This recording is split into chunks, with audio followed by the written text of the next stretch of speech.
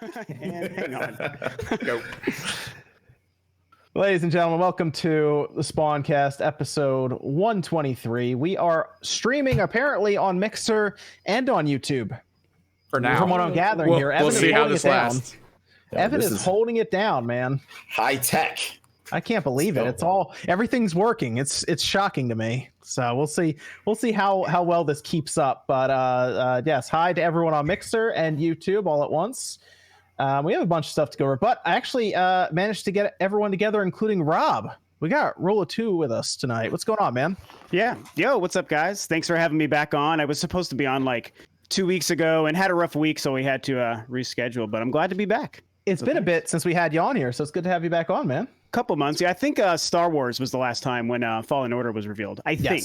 Yeah, I think you're right. Yeah, because I was like, Star Wars, got to get Rob. All right. But since then, it sounds like your band's been kicking a little ass, so that's good.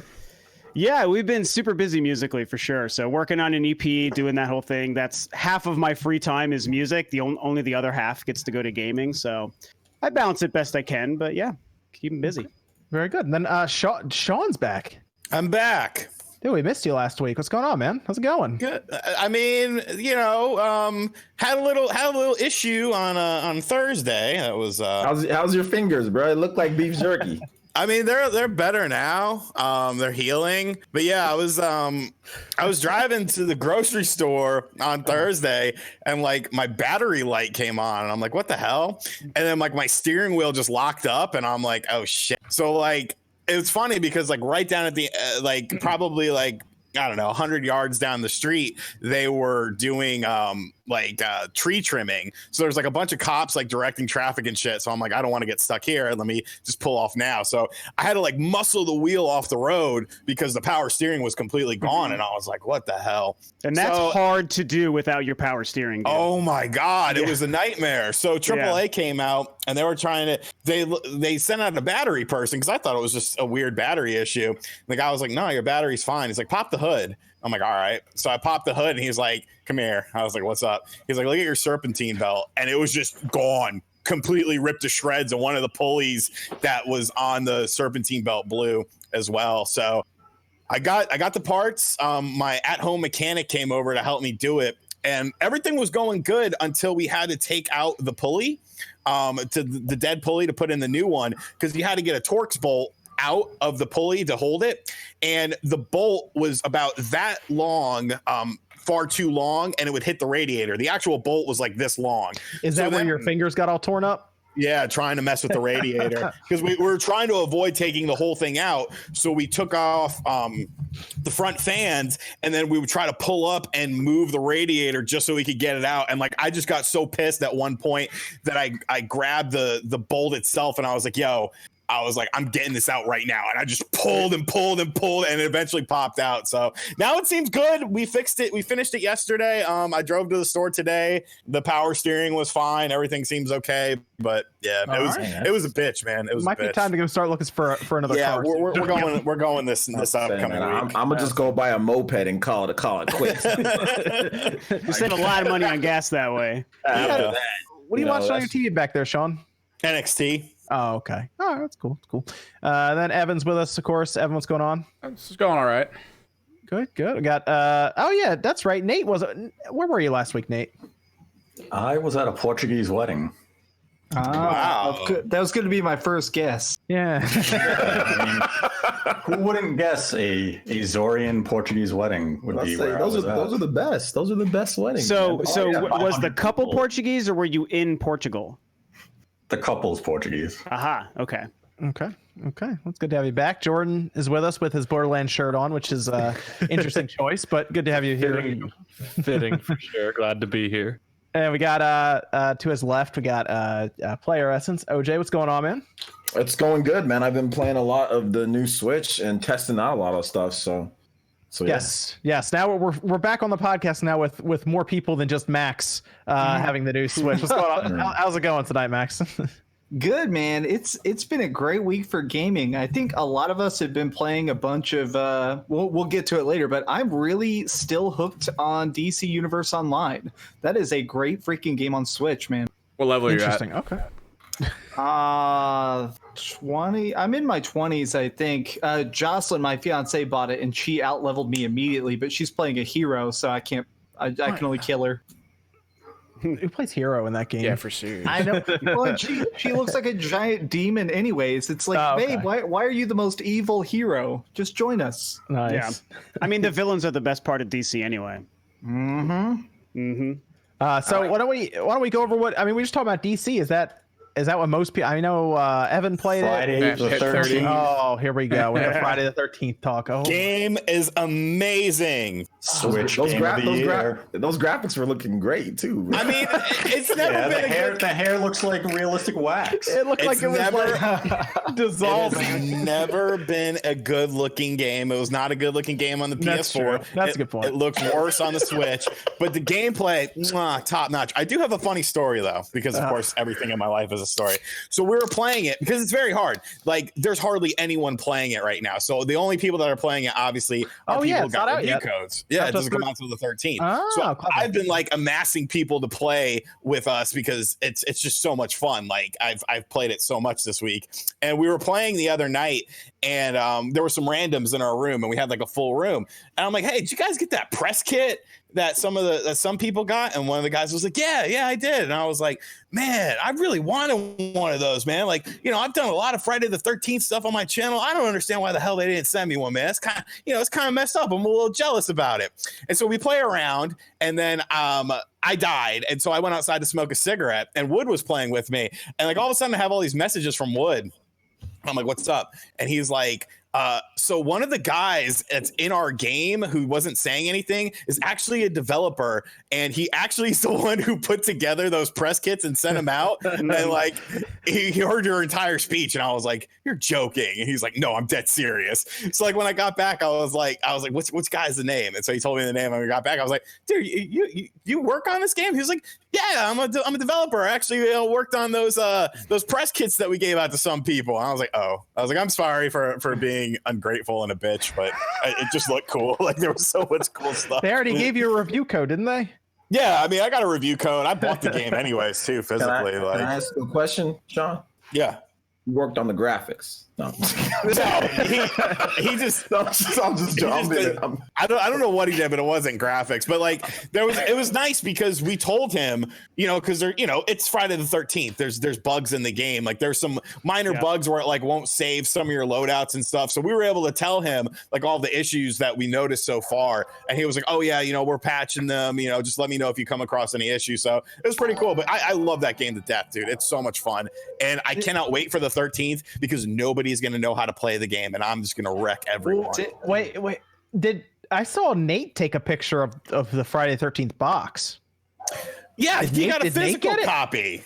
Wait, hold on. How'd you get a physical copy, Nate? Because the press people love me. Oh, wait a minute. Wait a minute. Nate's got those you contacts. wait, hold on. Nate got a press.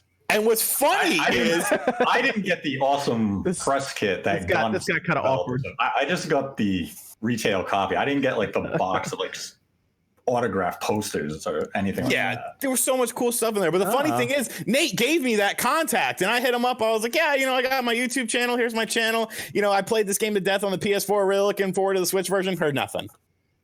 But it's fine. It's fine. I bought it anyways, so whatever. I tried to help you. I tried. You did. I mean, I commend you. I got to play it way back when it first came out on the PS4. I got a copy about 2 weeks before it came out, and I was playing it online, and they only gave it to streamers, and somehow I managed to get in there. So I'm playing with all these like screaming horror streamers. It's super awkward. And at one point, the main guy, the guy who's the director of the game showed up, and he gave himself a level 99 account, and so he had all the highest level Jasons right at the start. So we're trying to run around and figure everything out. Like one of my first games I still have recorded, and he just was teleporting around and killing us, and I'm trying to figure out how to use the car keys. It was the best. I mean, love that game, man. It's literally so much fun. Like On the surface, yes, it looked. I'm sure when like people watch my video, they were like, "This game looks stupid." But like when you're actually playing it and you're having all the senses going on, like you can't talk to someone on the other side of the map unless they have a walkie-talkie. If you're a counselor, you can only talk when you're in close proximity. So you're waiting for people to get close to you so you can start planning out stuff. Okay, I found the gas can. I found the car battery. I found the fan for the boat. Where are we gonna go? What are we gonna do? Oh crap! Here comes Jason. Like there's nothing quite like it. There's so many just crazy moments. We were playing the other night, and it was me, Wood, Brett, Mad Little Pixel, John Riggs, and 8-Bit Eric, and we had one other random person in there, and Wood and Mad Little Pixel were fixing the car, and it was a 2-seater. Brett was right next to the car, and I was in a house across the way. And so I heard them fixing the car together. So I waited for them to fix the car, and then I ran to the car. Wood got in the driver's seat. I was like, "Peace, bitches." I got in the passenger seat, and we just took off, and they were so mad. Like, there's just so many funny moments like that where, like, you screw over your friends that you're playing, but it's awesome. I had a time, well, last Friday the 13th story, there was a time where I was trying to do it. I was Jason, and I saw them repairing the boat, and I was trying to stop them, and one of the guys was going back to try and get another set of firecrackers to stun me so they'd all have time to get on the boat. They ended up leaving that guy on the dock, and so they're driving away, and he's like, "You fire!" And I'm like, just shouting at him. I love those type of moments. And then, of course, I was the Jason who swims faster, so I could actually outrun their boat, just swimming up behind him and sunk him. I love those type of moments when you tip the boat and everybody has to climb back into it one by one. Yeah. It's a fun game. If you've never played it, I definitely recommend playing it. So okay, let's hear it about DCUO, because actually more people played it than I thought would actually play it. So this game's been out for, like, Evan, when did we try that game at first on PC? That was like was that 2011? It's pretty old, the original release. Yeah, it was during the PS3 360 days, because I remember it came to the PS3 as well. Mm-hmm. But I do remember us trying it on PC, because then you had to buy it for $50, and I remember we all bought it. Yep. And now it's free, so there you go. But who got a chance to play? Because I know Sean played it, I know Max played it, Evan played it, I played it. I don't know if Nate played it. I downloaded it, but I haven't started it. I played it on the PS3 when it first came out. I'll say that thing's like 24 gigabytes. You downloaded it, but you didn't play it yet. Yeah, I didn't really feel like it. Oh, all right. So let's hear. We're thoughts on that. No. Go ahead, Rob. What were you saying? I was just going to say, as somebody who hasn't played it, it's really interesting to watch the reaction to it now, because I remember when that 2011 version launched, that was PS3 and PC, I think, at the time, which was a pretty big deal. And honestly, everyone crapped on that game for the most part, except for Greg Miller. He was the one guy who loved it because he loves DC stuff. But everyone else was like really dogging it, and now everyone's really into it, which I think is pretty cool. So as somebody who played a little bit of it back in the day, not nearly as much as Evan did, but I played it a little bit back in the day. Playing it now, there's so many quality of life changes. Like you can just teleport. Like I while I was playing it, I discovered like Spawnwave was in Metropolis while I was in Gotham, and if I wanted to quest with him, I can literally just open up the map menu, and it's like, oh, do you want to explore this map, or do you want to teleport to another city? Like a lot of stuff like that. I like that there was just quests everywhere. I was actually helping RGT85 at one point. He was like a big muscly Bane looking dude, and I was helping him blow up a bunch of cop cars, and it was just super easy to I could just literally invite him to a party.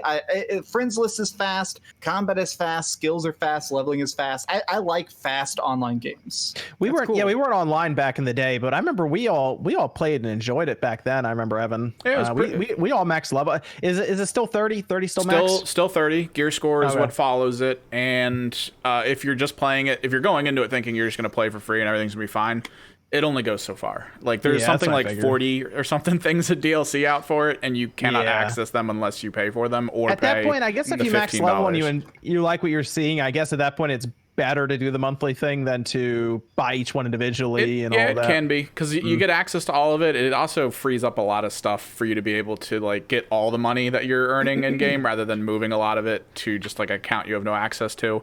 Got it. There's pluses and minuses. A lot of people complain about things to this day that it does as like a game. But I don't know. At the end of the day, mechanically speaking, it's really fun. Like it's just really enjoyable. The rock paper scissors combat, the system of character growth being based around achievement rather than just doing things for EXP quickly and grinding. And that was always the thing that was very interesting to me about DCUO is part of it is leveling by completing achievements essentially, and then you use those towards your skills, right? Yeah. That was the idea. So you find landmarks, for example, Metropolis, and you end up eventually getting a skill point that you can use from doing that. Yep. Collectibles, completing dungeons in specific ways. Like there's boss fights where you can beat it easily if you do these mechanics, but if you don't do those mechanics, it's insanely hard, but it can still be beat, and you'll get an achievement and eventually some skill points. So and there's full PvP and everything too. Yep. That ends up adding towards gear and all of that. Yep. So open world specific fighting areas like arenas and stuff, dueling, it's all there. Yeah, because when we first did, all this DLC wasn't there, so we hit the end of the game pretty fast, and then there wasn't as much to do. There was like 2 raids, I think, at the time to go through. So yeah, Kondak and one other. we did. I remember we tried running Arkham Asylum. I think we almost beat it. I beat it later after you guys stopped playing, but it was the fights are fun. They're enjoyable at least. What do you think about it, Sean? I don't hate it. I don't love it. I'm kind of in the middle. I think part of that is because I'm not a big MMORPG guy. Like the closest thing I've ever really gotten invested into an MMORPG, Phantasy Star Zero on the Nintendo DS, which there's some MMO. It was a weird game. It was a weird game, but it was a good game. Sean, Phantasy Star Online 2 next year. We be doing it? Yeah, man. I might. I played a little bit of PSO. You're gonna have to plug that Xbox in, man. Yeah, I know, right? I mean, it's fun. Wait a minute, we're on Mixer now. Sean's Xbox been plugged in this whole time. I love Xbox. We love Game Pass for only $1 a month. You know. I mean, it's not a bad game. I think the combat is kind of, there's a lot of you got to keep in mind it's a free to play game, and coming off of Marvel Ultimate Alliance 3 with 2 superhero games, and it just feels, the combat isn't as satisfying to me and things like that. There's obviously a lot more to do in DCU. Or DC Universe Online. I don't hate the game. It's fun to pick up and play a little bit, but I don't think it's something I'll sink 100 hours into like Friday the 13th. Okay. I mean, I feel like that's a fair note. I feel like that is some great point, Sean, which is that it is an MMO first and foremost. So it has very slow, methodical combat because that's how those server-based games. So yeah, it's definitely one of those things where you like queue up a punch and then do it. It's not super quick. It's not Call of Duty. It is. It's definitely a little slower, but I dig it. It's honestly like the perfect foil to Marvel Ultimate Alliance if you think about it, because you get the DC opposite, but then like you said, Max, the gameplay is so different that you can be a fan of both and not feel like you're buying 2 of the same game. You get 2 totally different games. And I do like, it's got really deep talent trees and customization. I was basically the Joker, but with like Spider-Man powers. So I could climb up walls and do acrobatic stuff, but then I had dual pistols and a lightning whip. And it's like, okay, this is what I want. Yeah. What about, you know what? I forgot about this. We didn't ask Sean. Sean, did you use your Pro Controller yet? I have been. The video will be coming this upcoming week. Here we go. Okay. No, it is. It is. Okay. Yeah. Okay. So you have no opinion yet on it? You don't want to give us any thoughts on it? I mean, I can't do a tease, man. If I do a tease, you won't watch the video. Okay. So there you go. Everyone heard that in the chat this week, right? Pro Controller video. Down. Yeah. Yep, okay. Coming up this week for sure. Okay. I will keep an eye on for that. We'll see. I don't know if we can talk about the other stuff we've played this week. I don't think we can. We can't. I actually asked. So we all have that thing that we could talk about Wednesday, but we can't even mention it until we can't mention it. Okay, I just wanted to make sure. Okay, cool. Whoops. I might have mentioned it. When you mention it? What was that? I think I said I might have it over there off screen or something like that in the video, but I didn't confirm that I had it. So I'm gonna get in trouble. I'm just gonna gently. Oh God, I was gonna wave it past the camera as a joke, and I dropped it. Well, whatever. It's gone forever. We'll never see it again. Yeah, it's dead. Okay. All right. I just wanted to make sure because I was playing a lot of that too, so I just wanted to double check on that one. Oh my God. It's not just one game; it's several games. There you go. I think Wednesday, right? We can talk more about that. Yep. So let me go ahead and just put that in. Is it Wednesday? Is it Wednesday? Boom. Okay. Yeah, it's Wednesday, I believe. Yeah. Okay. So, I thought it was the 17th for some reason. Well, I think there's multiples, but I think Wednesday is when we can just do any discussion on it at all. So Okay, cool. But we'll look forward to that. What else? I played more Fire Emblem, put more hours in that. I was using the 8-bit Do SN30 Pro Plus, which is one of the longest names for a controller on a bunch of different games, and that's the best control. I got you the Pro controller, Sean, but now this one is better than the Pro controller, just about. The new 8-bit Do? Yeah, it's missing like one thing that I needed to do to make it like absolutely ahead of it, but it can't turn the Switch on. Does it have a headphone jack in it? No. No. That's something I've actually become a fan of now. It has the handles. Yep. It has the handles. It has full analog triggers. It has customizable software that reminds me of the Astro C40 controller. Remember that one, the $200 one?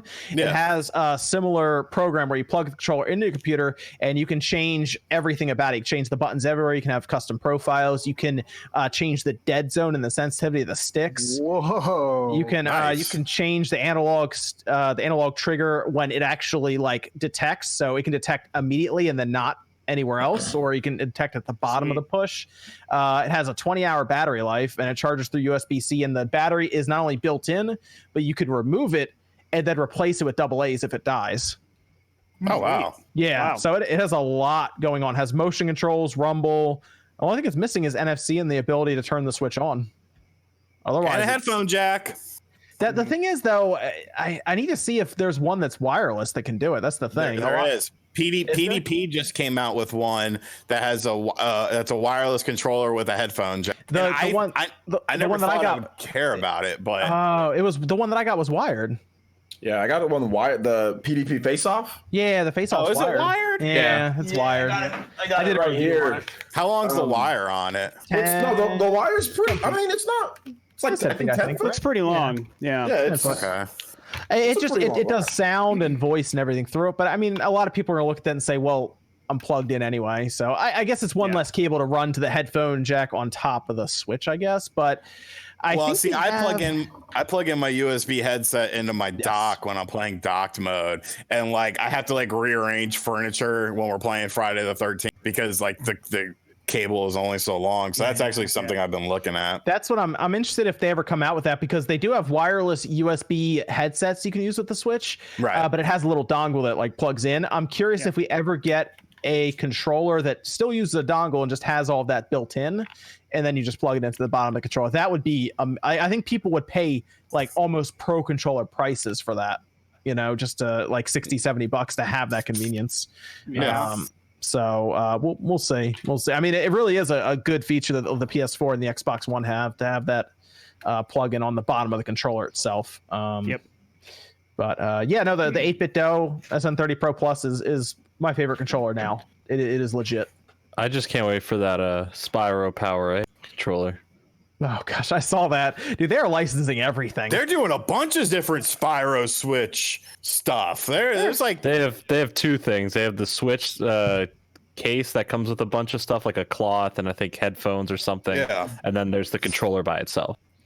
They're licensing everything though, man. It's crazy. I mean, that's fine. I mean, I like how no other console got a Spyro controller. But the Switch. Yeah, they got a crash for you. The Switch got a crash controller too. Did it really? Dude. Yeah. They're like PDP is licensing everything. I think Power and PDP are doing both just licensing everything at this point. So just give me a Final Fantasy 1. That's all I'm asking. Give it time. I'm sure. Yeah, more Fire Emblem. Still enjoying it. I was testing the new Switch with it a lot. So I was testing it, and Fire Emblem's still fun. Still long, still taking forever to get through. But enjoying it. What house are you? I went with Blue Lions. Oh, okay. Yeah, I think most of the people I talked to went Black Eagle. Nah, see, I'm the deer. I'm the deer guy. Oh yeah, same here. I'm Golden Deer. Yeah. I went Black Eagles first. So. Wow. Okay. Cool. I went Black Eagle. Okay. That's weird. When the game launched, it seemed like everyone online was all Blue Lions. Like the Blue Lion Parade was everywhere. Really? Oh, okay. Okay. Like, man. My next playthrough will be probably Black Eagle. Man, I cannot fathom, and I love this game. I cannot fathom a second playthrough. It is so long. I don't have time. I talked to Kevin Kenson. He said he got through it in like 40 hours after skipping a lot of dialogue and stuff. Yeah, our Potter went super casual on it and did it in 20. Yeah, That's so I think if you blast through it, you can get done fast. A lot of skipping. Like you're missing 80% of the story when you do it that way. But he's also probably skipping battles too, like auxiliary battles, like doing more, like because like there are some missions on like take me up to an hour or so, like to be especially on the harder difficulties. Like I'm playing on hard. There is nothing harder than that one. But like, and also if you're playing on casual, you don't care if your people die. You're just gonna put them out there. You know, like, totally. I love that. It's way different if you have permadeath on because you were like. Moving one square at a time. Are they going to move up? You've got to bait. On casual, you don't got to bait. On casual, you can just kind of throw people in there. Byleth and your house leader are going to be your tanks. And if somebody dies, whatever, they're going to just blast through them. Whereas on hard and classic, you're like, okay, I got to bait them to come here. I got to get these guys experience because they suck. I'm going to get them experience. So you got to kind of like chip away. So.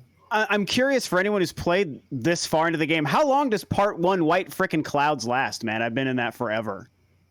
Is it just like it's been like part 1 White Clouds for like, and I'm like almost 30 hours into the game. Yeah, I'm coming up on that too, and I think I'm still in part 1. I was doing a lot of exploring and like other stuff too, though. Like whenever I see auxiliary battles, I always do them. So same, yeah. I'm a battle fiend. Like that's my favorite part of Fire Emblem. Like I like you were saying about your buddy Evan. I've been skipping most of the dialogue. It's good dialogue, and like I like parts like members of my house. I'm like super into them, but I'm just kind of like just go say the right thing when an option comes up, and I just want to do the battles. It's just I don't know. I've been having the problem where I like the story a lot, but it's so information heavy that it kind of exhausts me in a way where after I do an hour long battle, like OJ was saying, and then I get like a 10-minute cutscene of super heavy, complicated plot. Usually I'm like, all right, and that's enough for today. And I just like put it down. Yeah.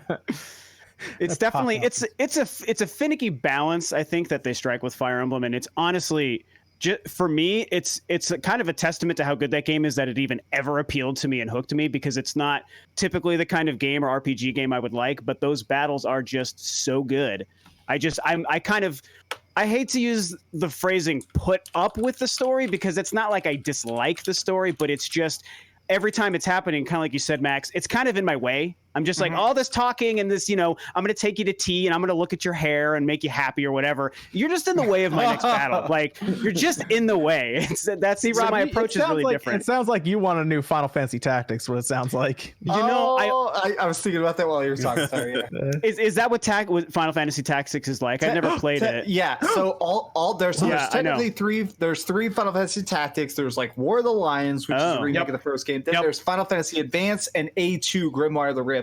And what's the PS1 one? Which one is on PS1? That's the original. And then basically they just had some translation errors. And basically when they remade it for the PSP. It's the exact same game. They just added a couple extra cutscenes and fixed the translation. It's great. Yeah. But the thing is, all of them are literally like almost 3-minute cutscenes. Sometimes you can like practically get a drink and come back, and they're just literally, they're like, here's why the next battle it's your brother and he betrayed you. It's like basic context, just like he's bad, he's good, fight. Great. Yeah, you should check out Advance, Rob, if you have because you have a little bit of a Game Boy collection, I think, don't you? Like you have Game Boy. Yeah, I have like 3 SPs. So look into Final Fantasy Advance, the first one. I like that one a lot. Rob, have you played the infinite loop that is Disgaea?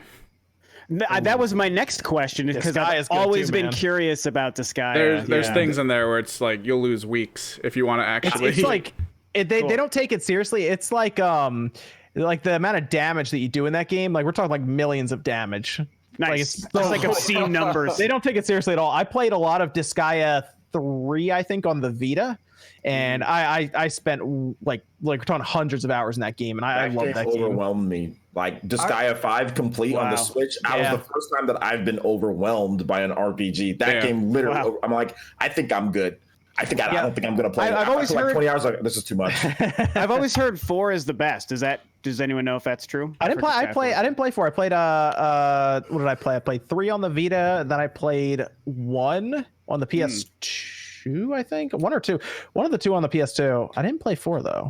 I think I found them all for like $1 and I bought a bunch of them. I haven't played them. And then I feel bad because I even bought them. The ones they released on PS4, like Disgaea 1 Complete, that was on sale for like $3 recently and I bought it. I haven't even played it. Yeah, I would look into that, or I would look into Tactics Advanced though, Rob. That is like a solid game. Tactics is a game I've wanted to play for like 20 years and just never have. So that's probably where I would look first. It's a serious offer, Rob. If you want to like be a cheap ass, I own like I'll 5 be a copies. cheap ass. I own like 5 copies of the Final Fantasy Tactics Advanced. One of them's even complete in box. So if you want, I'll mail you a copy if you want. Serious offer, man. Yeah, that'd be sweet, man. Thanks so much. I'll kick you back something. If you really want to play a tactics type of game, you can just wait for a new eShop release coming next week called Fell Seal Arbiter's Mark. It is very much I've heard of it. Is that a game that you're playing right now? Yes. Oh. It's like tactics, and it's a tactical RPG. It was reviewed very well when it came out on the PS4, PC, and Xbox. I think it came out in April, and it comes to Switch next week. Interesting. I had heard of that game. Fell Seal Arbiter's Mark. Yeah, I didn't know it was coming to Switch, but I did hear about it, and I knew that it had good reviews. So that's Fell Seal. Oh, I see that here on Steam. 9 out of 10 on Steam. All right. Damn.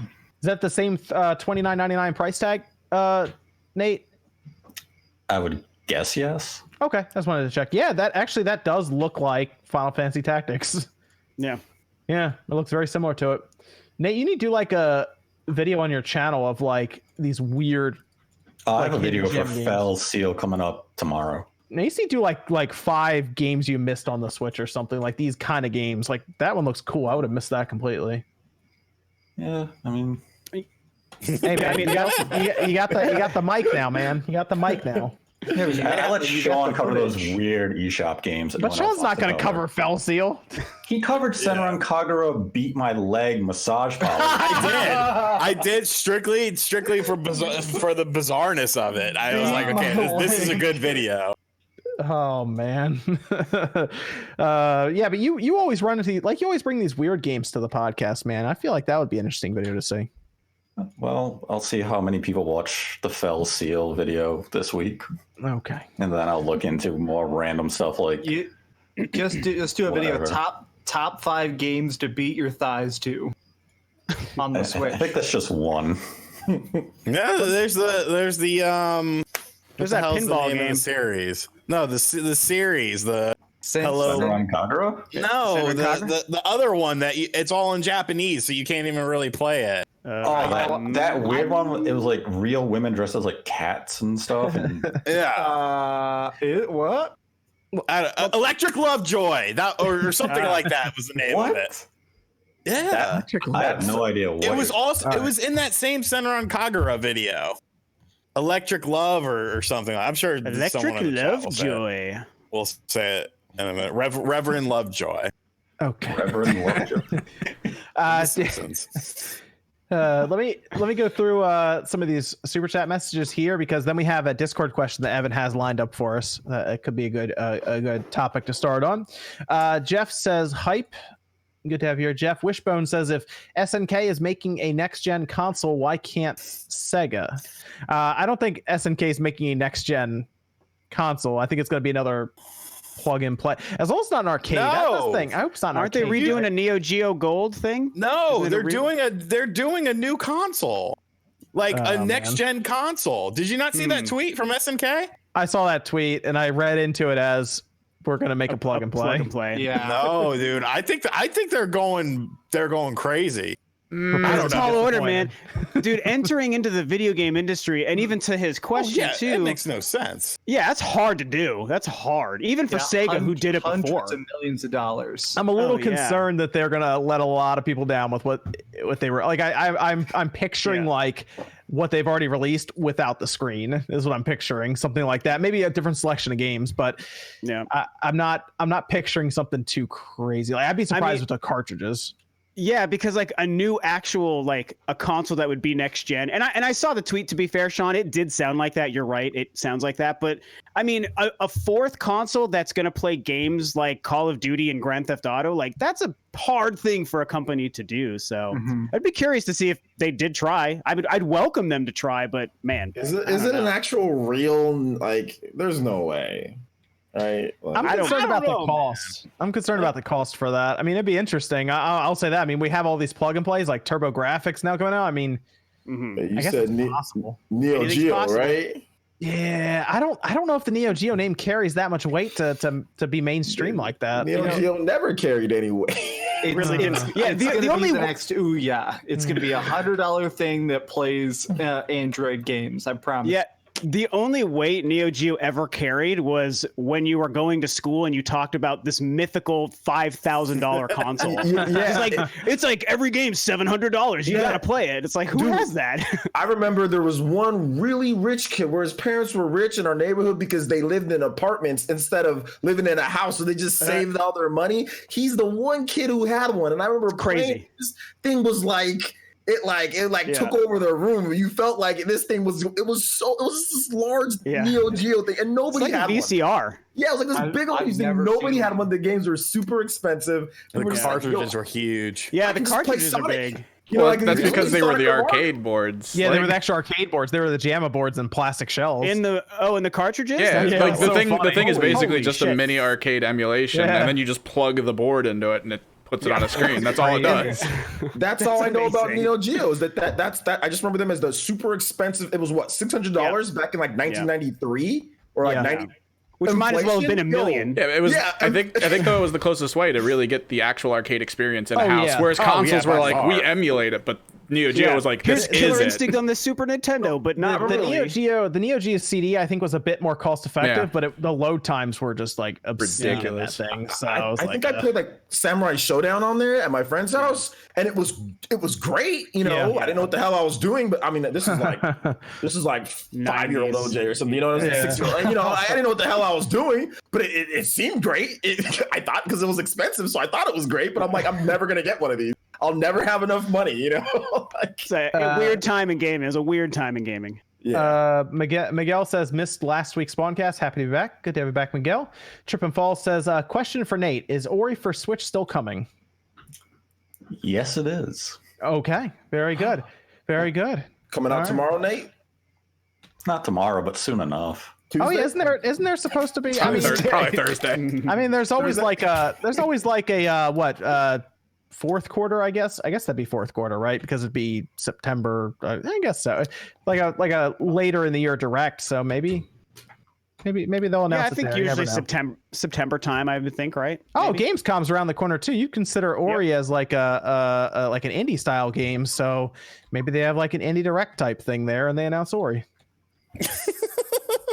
I mean, it's just am Ori. Am I guessing too close to home there? I'm sorry. Right. No, I was announce it on press release. Be like, Ori's coming out today, and people be like, sweet. I was laughing at Ethan R's donation.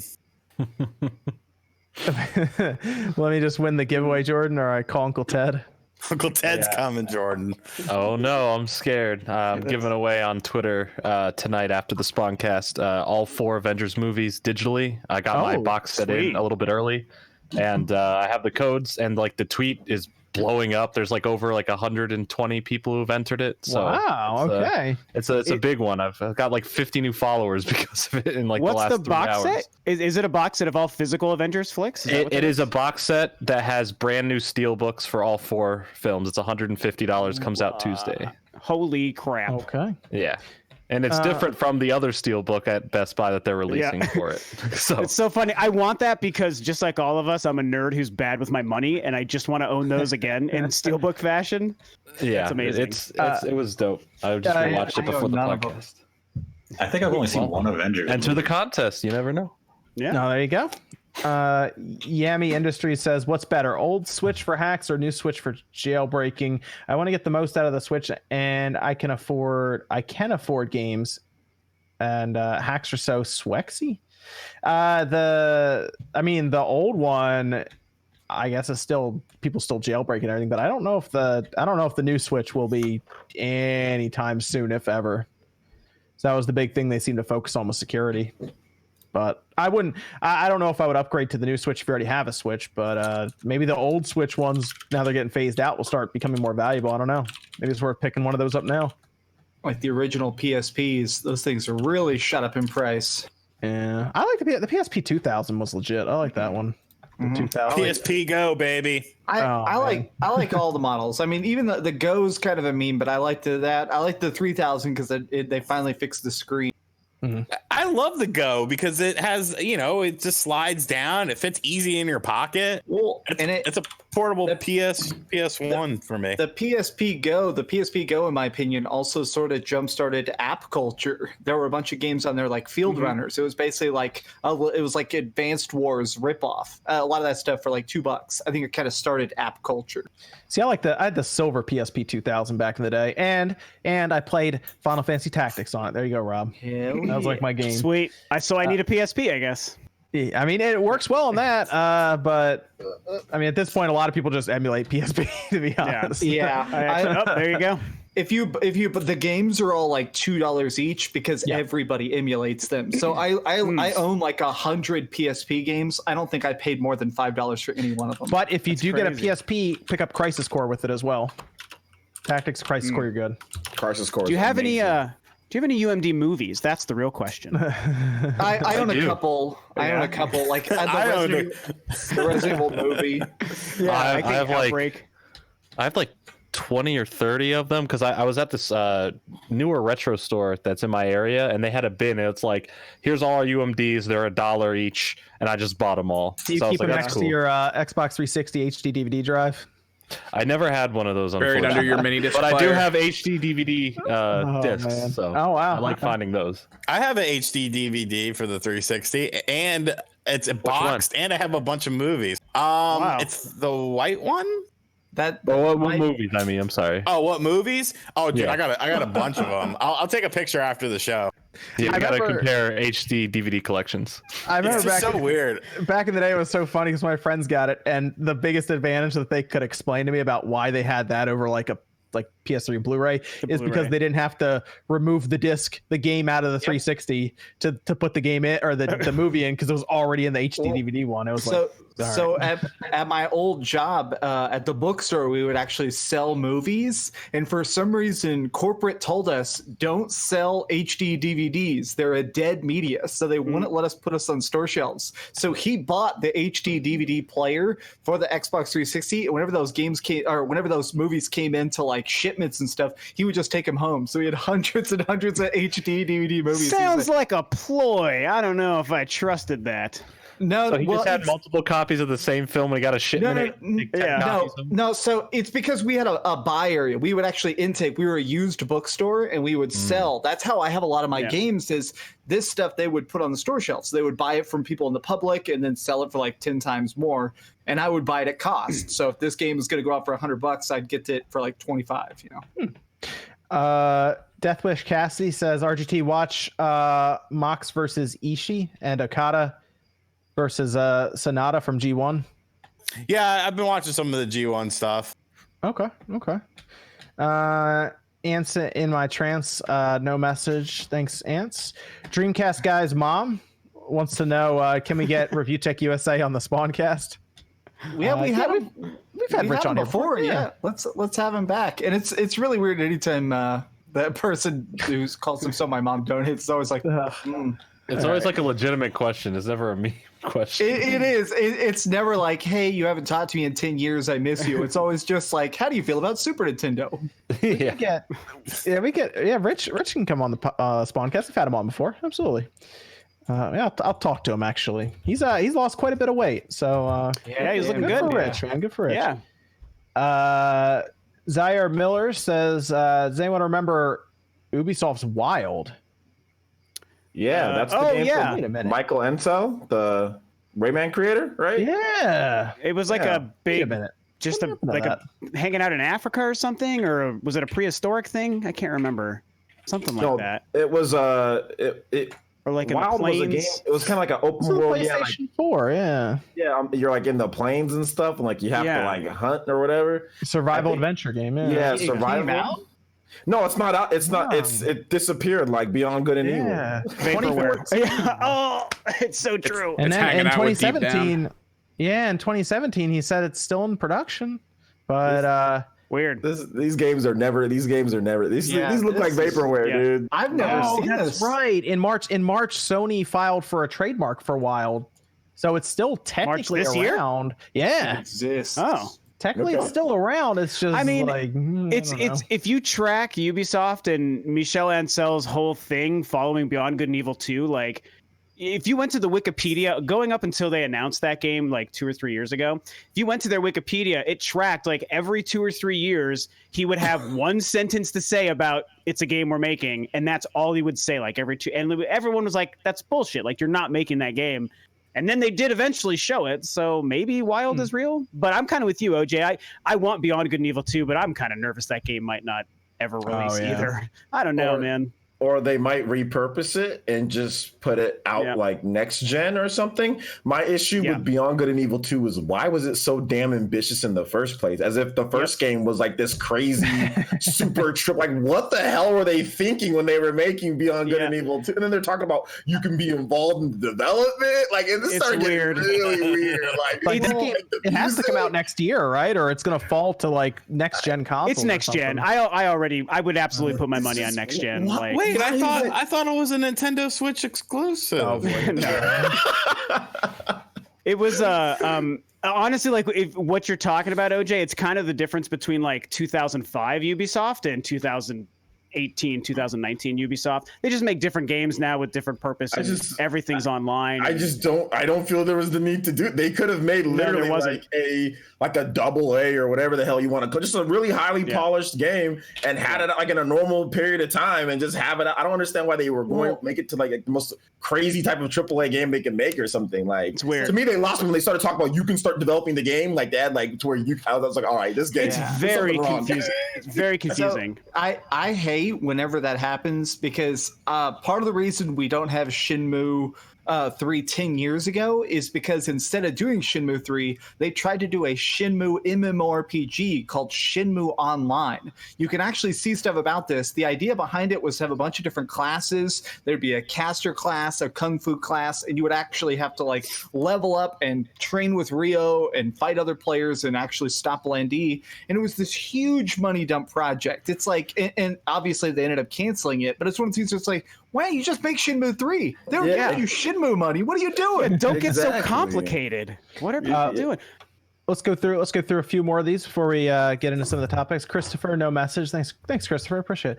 Jermaine Clark says, do you think that the new Switch will benefit more from overclocking for a longer period because it runs cooler? I'm still interested if Nintendo even feels like doing that. We'll talk a bit about that, Jermaine, when we get into the topic for the new Switch and our thoughts on it. But I'll keep that question in mind for that topic, Jermaine. Thanks. And then Gaming King says thoughts on the new Breath of the Wild copycat game from Sony.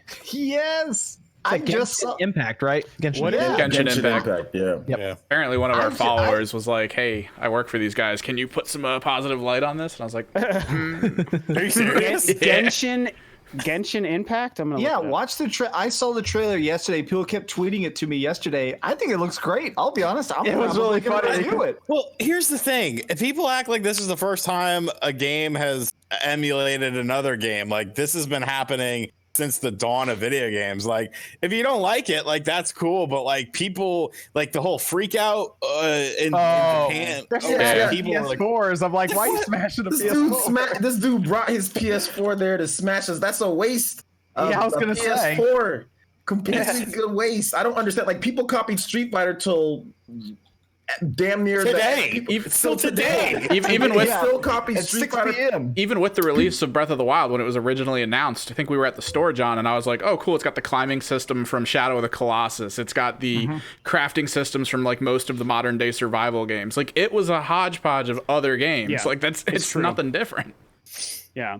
It's very bizarre. This game seems to like rip Eve off. Like some people talk about it's ripping off even assets, which we won't be able to know until like you actually They're like, looking at the grass. I mean, I just looked at it. It's got to be the grass. Like people see that grass and they're like, oh, there's only so many ways you can do cell shaded grass. They even stole the user interface. Like this isn't just a case of like, oh, it inspired us. It was let's look at the item menu. Let's look at the user interface. Yeah. Let's steal the exact everything we can. I mean, it's a Chinese game. It happens with a lot of Chinese development. Yeah. Well, remember there was that big deal when they were about to come out with Shadow of Mordor, and a bunch of the people who worked on Assassin's Creed 2, like the director of Assassin's Creed 2 was like, oh, how cool that they decided to just rip my game off, because there was a lot of art assets in there that look identical. And animations too. They talked about the way that he moves. Yeah, his crouch walk was my favorite part is I was watching it and they were running around in the trailer and I was like, okay, it doesn't look too bad. Then he goes up to the cliff and he starts climbing up the wall and I was like, climbs up the wall and then he gets on that trellis from Assassin's Creed 2, and it does not look like it belongs there. It looks like they were just like, we need to put something on this cliff. Copy paste. That was fun. I was like, yes. I wouldn't break a PS4 over it though. That's that's like what, $300 worth right there. You just smashed. He could have sold his PS4 and got more copies of Breath of the Wild. Yeah, that's what. Or pre-order Breath of the Wild too. Yeah. The thing is, it doesn't have the Zelda IP attached to it, right? Oh my God. So it's not gonna. I'm gonna play this game. I'm gonna play it, and I'm going to try to force myself to have fun. I think it looks good too. I mean, the combat is definitely very different. It's way more. I agree. It's way more multiplayer as well. Oh my! So we're gonna do a SpawnCast. We'll do the first ever co-op episode of Does It Suck? It'll be great. Sweet. There's definitely inspiration in terms of the graphics and yes, even the interface. But I mean, the combat's completely different. I think like a fun game is a fun game, and provided they didn't steal anything like in an illegal way where Nintendo could sue them, then I'm like, it just looks similar. Then I mean, if you're stealing assets or something like that, that's a completely different story. But we gotta give a shout out to Ibrahim Gunnar, who sent a message through Streamlabs saying birthday is this week on August 15th. So this is my treat to you. Stay awesome as always. Happy birthday to Ibrahim on the 15th. Happy birthday, man. Yeah. That's Thursday. So go out to dinner or go do something fun. Get a new game. That's what I would do. Get a new game. We're all just getting older, man. Yeah. Watch JoJo. Watch JoJo's Bizarre Adventure. That's a great birthday. Just watch JoJo. That's what I would do. The show? Yeah, the show. It's a weird show. Yeah. It is weird. It's called Bizarre Adventure. Yeah. You should play the game. It's even crazier. Weird, really. Oh, I played the game on manga. The game on PS3 is absolutely amazing. I've been playing that for a video coming up. It's so good. There's a JoJo fighting game on Dreamcast, I believe. There is, and that one's really good too. Yeah. That one's kind of hard to find too, isn't that? That game's like we had it for a short period of time. It was great because it had like quick time events between fights. You had to like throw things at an ape. It was nuts. Yep. I own it. I'll be honest. I haven't played very much. So let's talk a little bit about the new Switch that more of us have now. Max, you got it. You were one of the first people online even to get the thing. So yes, Max has it. I have it. OJ has it. And Sean is refusing to buy it. He made a video. Yep, I refuse. I watched it. Good for you, Sean. Good for you. It's funny, Sean, because you're the one who would benefit from it the most out of like everyone here. Let me show you what I got. Okay, let's hear it. He's got a battery pack. Even still, man, I watched this video. Spoiler alert. Yeah. Spoiler alert. I was in such suspense. What do you got, Sean? Is all I need. It was actually recommended in your chat one weekend. Somebody, it's called the Venom battery pack and stand or something like that. It's $25 on Amazon. Just so you're aware, it gets more life with the new one as well. That wait, hold on. How big's the battery in that? It's it goes up. It's 10,000 mAh. Yep. You plug it right into your Switch. Yep. I did a review on that, or the SC one. Yeah. It's great. How heavy? That looks heavy. It looks but it has weight to it, but it's not bad. I got used to. I was playing Friday the 13th in bed the other night because I can't stop playing the stupid game. Yeah, it's got 2 kickstands as well. Cost me $25. You can plug in like your phone into the USB thing. It locks in. You can still access all your stuff. $25, and it extends the battery life to like up to 10 hours. 10 hours. That's what I got in my test on it. Yeah, but I said, well, if you were like MVG, who was on the plane for 17 hours, you attach that to the new Switch and you get 17 hours out of it. Well, I mean, yeah, I was finding myself in situations where it's like, I'm not going to have power for 17 hours. I need something, but then I'll have the Switch Lite as well, so I could buy a battery pack for the Switch Lite because I did buy that. That's if you played that Switch for 17 hours straight, it's gonna be like the hottest device. Like that wouldn't be allowed on glowing.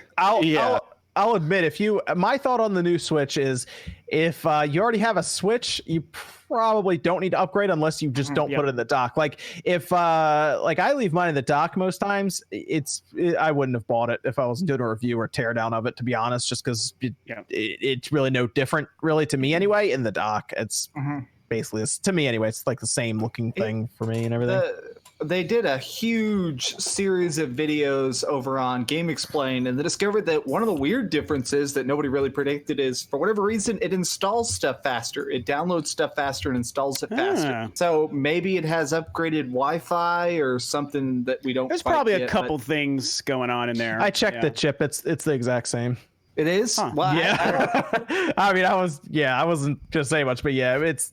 I don't know. I don't know how their tests got that, to be honest. It has, from what I could tell anyway, the same type of chip. So then maybe they just stopped downloading all that Mario porn for a second, and it just. I'm not really sure how they got better time. I mean, it could have been. Who knows? I mean, well, isn't there something where it's like the default settings on the Switch for downloads or something?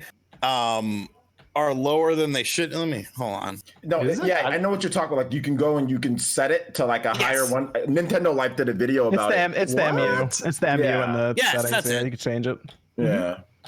I don't know. I didn't really experience because I had to re-download Fire Emblem. And I didn't really experience anything quick. I mean, I'm using the same Netgear router.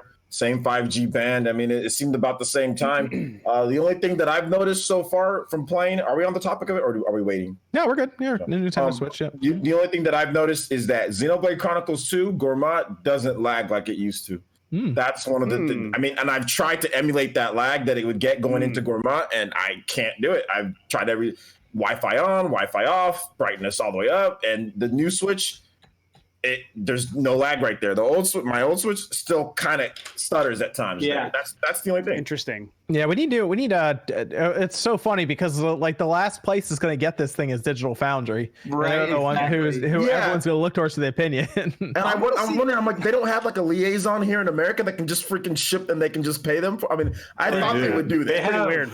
They were going to import it from Hong Kong, but Hong Kong got hit with like a typhoon. They've had some worker strikes out there, so there's been issues for them. They could have just asked. They could have just asked me. Like I talked to John a few times about the chips and stuff. They probably just didn't want to bother you, to be honest, man. Yeah. I like their Walmart near me has a bunch of them now. Target has them. GameStop, everyone has them now. So, but at this point, when's it come out there in Europe? September. So they have to wait like a month to even get it. They'll import it.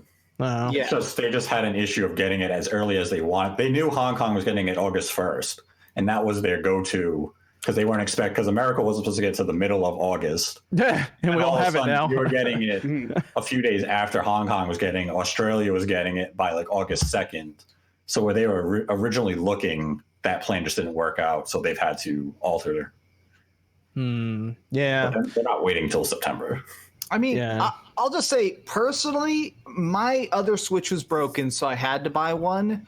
Even if I hadn't, honestly, I'm glad for the upgrade. It does feel like an upgrade to me, and even though it's super tiny, to get a new Switch, I don't know. I'm happy for it. It definitely that better battery life, especially the better battery life when you're playing an online game like Splatoon 2 in handheld or DC Universe Online, which I've been playing a bunch. That Friday better battery life matters. Yeah, or Friday the 13th. The fact that Sean is able to lay there in bed when he should be sleeping and instead he's trying to murder like campers, like that's good.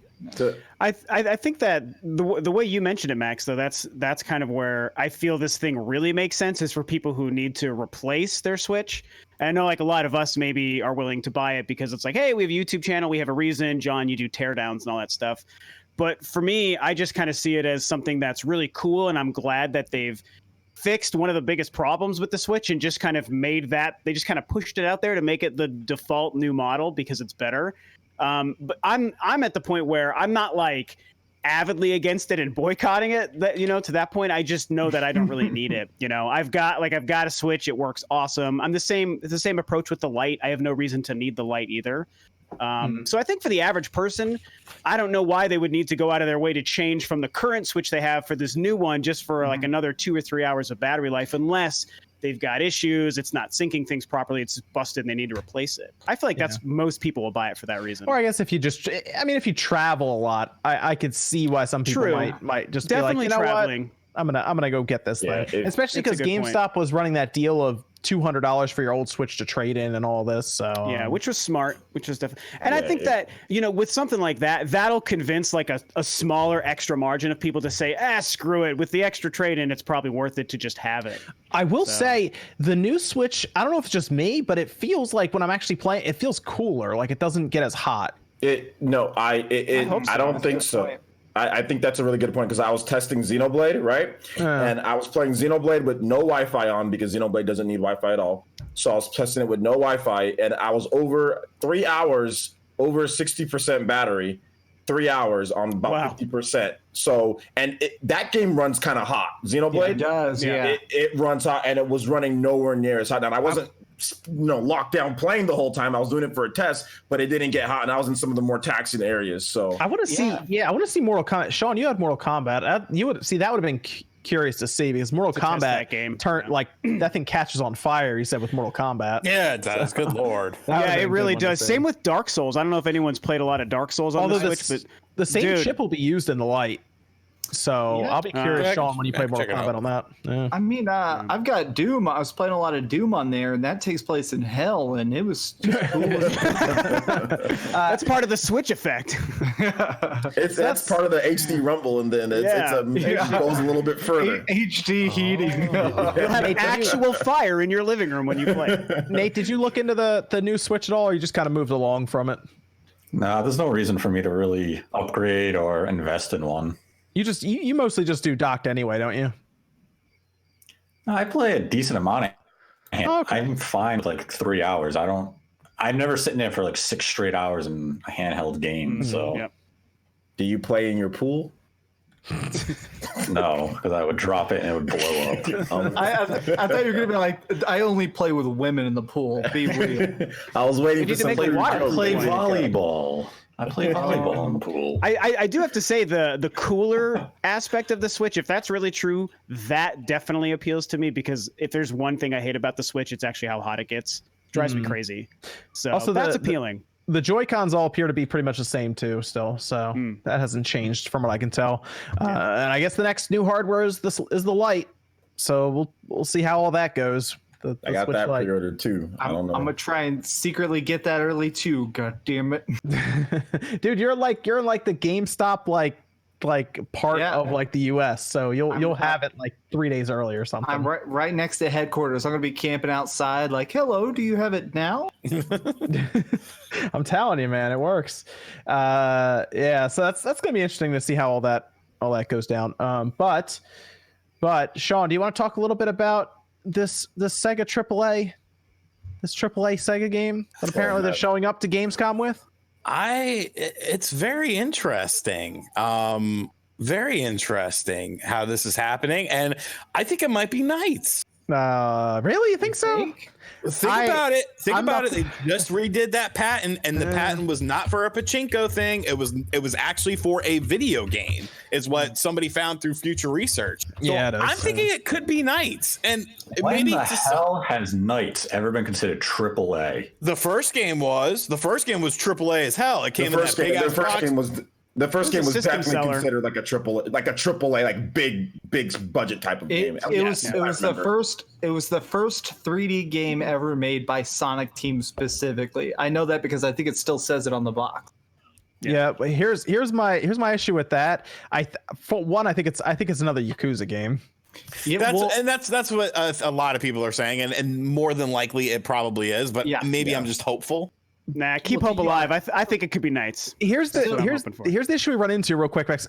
What would Sega consider a AAA game? Because we have a hard time defining that as it is. Mm-hmm. Yes, and that is something that's very, it's very different. AAA is different from one person to another. So my personal theory is the team that does Yakuza did a press thing a couple days ago or like last week where they were talking to their investors or something. I'm trying to remember. And it showed that they're about to announce a new Yakuza. So we know for a fact that Yakuza 7 is about to be shown. That's why I don't think that's what this is. I actually think that they're going to tease a new Sonic.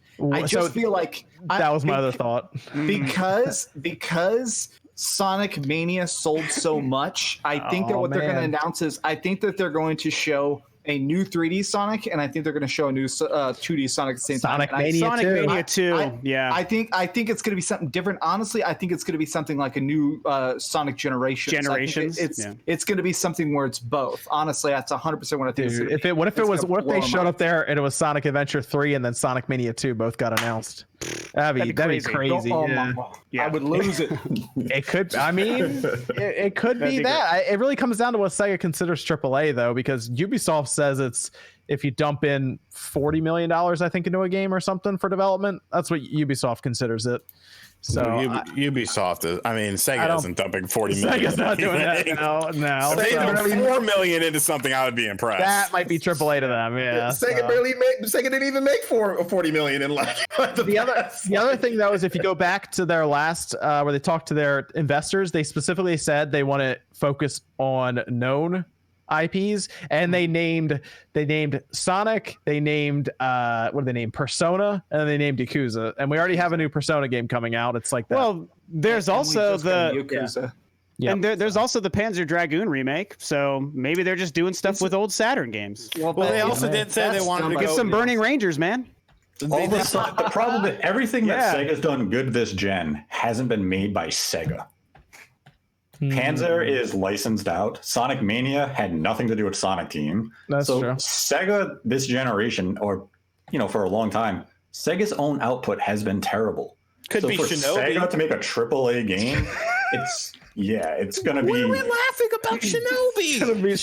Shinobi would be legit. I will not. No, it will not. Everybody keeps tagging me and saying it's Shinobi in chat. Somebody said it's Altered Beast. It's not. It's Sonic. I need this, please. Here's the thing. Usually, it's AAA most games likely Sonic. AAA games are also defined by large marketing budgets. So would they really have Shinobi as something they would put heavy amounts of marketing? Here's the thing about Shinobi, though. They can make it into something like that, right? Like Shinobi's marketable. Look at how good Sekiro Shadows Die Twice. And obviously that's from software. They're way better, and Activision is also way better at marketing games too. But you can have a game like Shinobi and have it be like a hardcore third-person action game, and have it sell big, and it be a AAA or whatever. They could remaster that PS2 Shinobi game. Even that. I'll tell you what. If they brought in game from software and licensed Shinobi to them to make that, that could be it.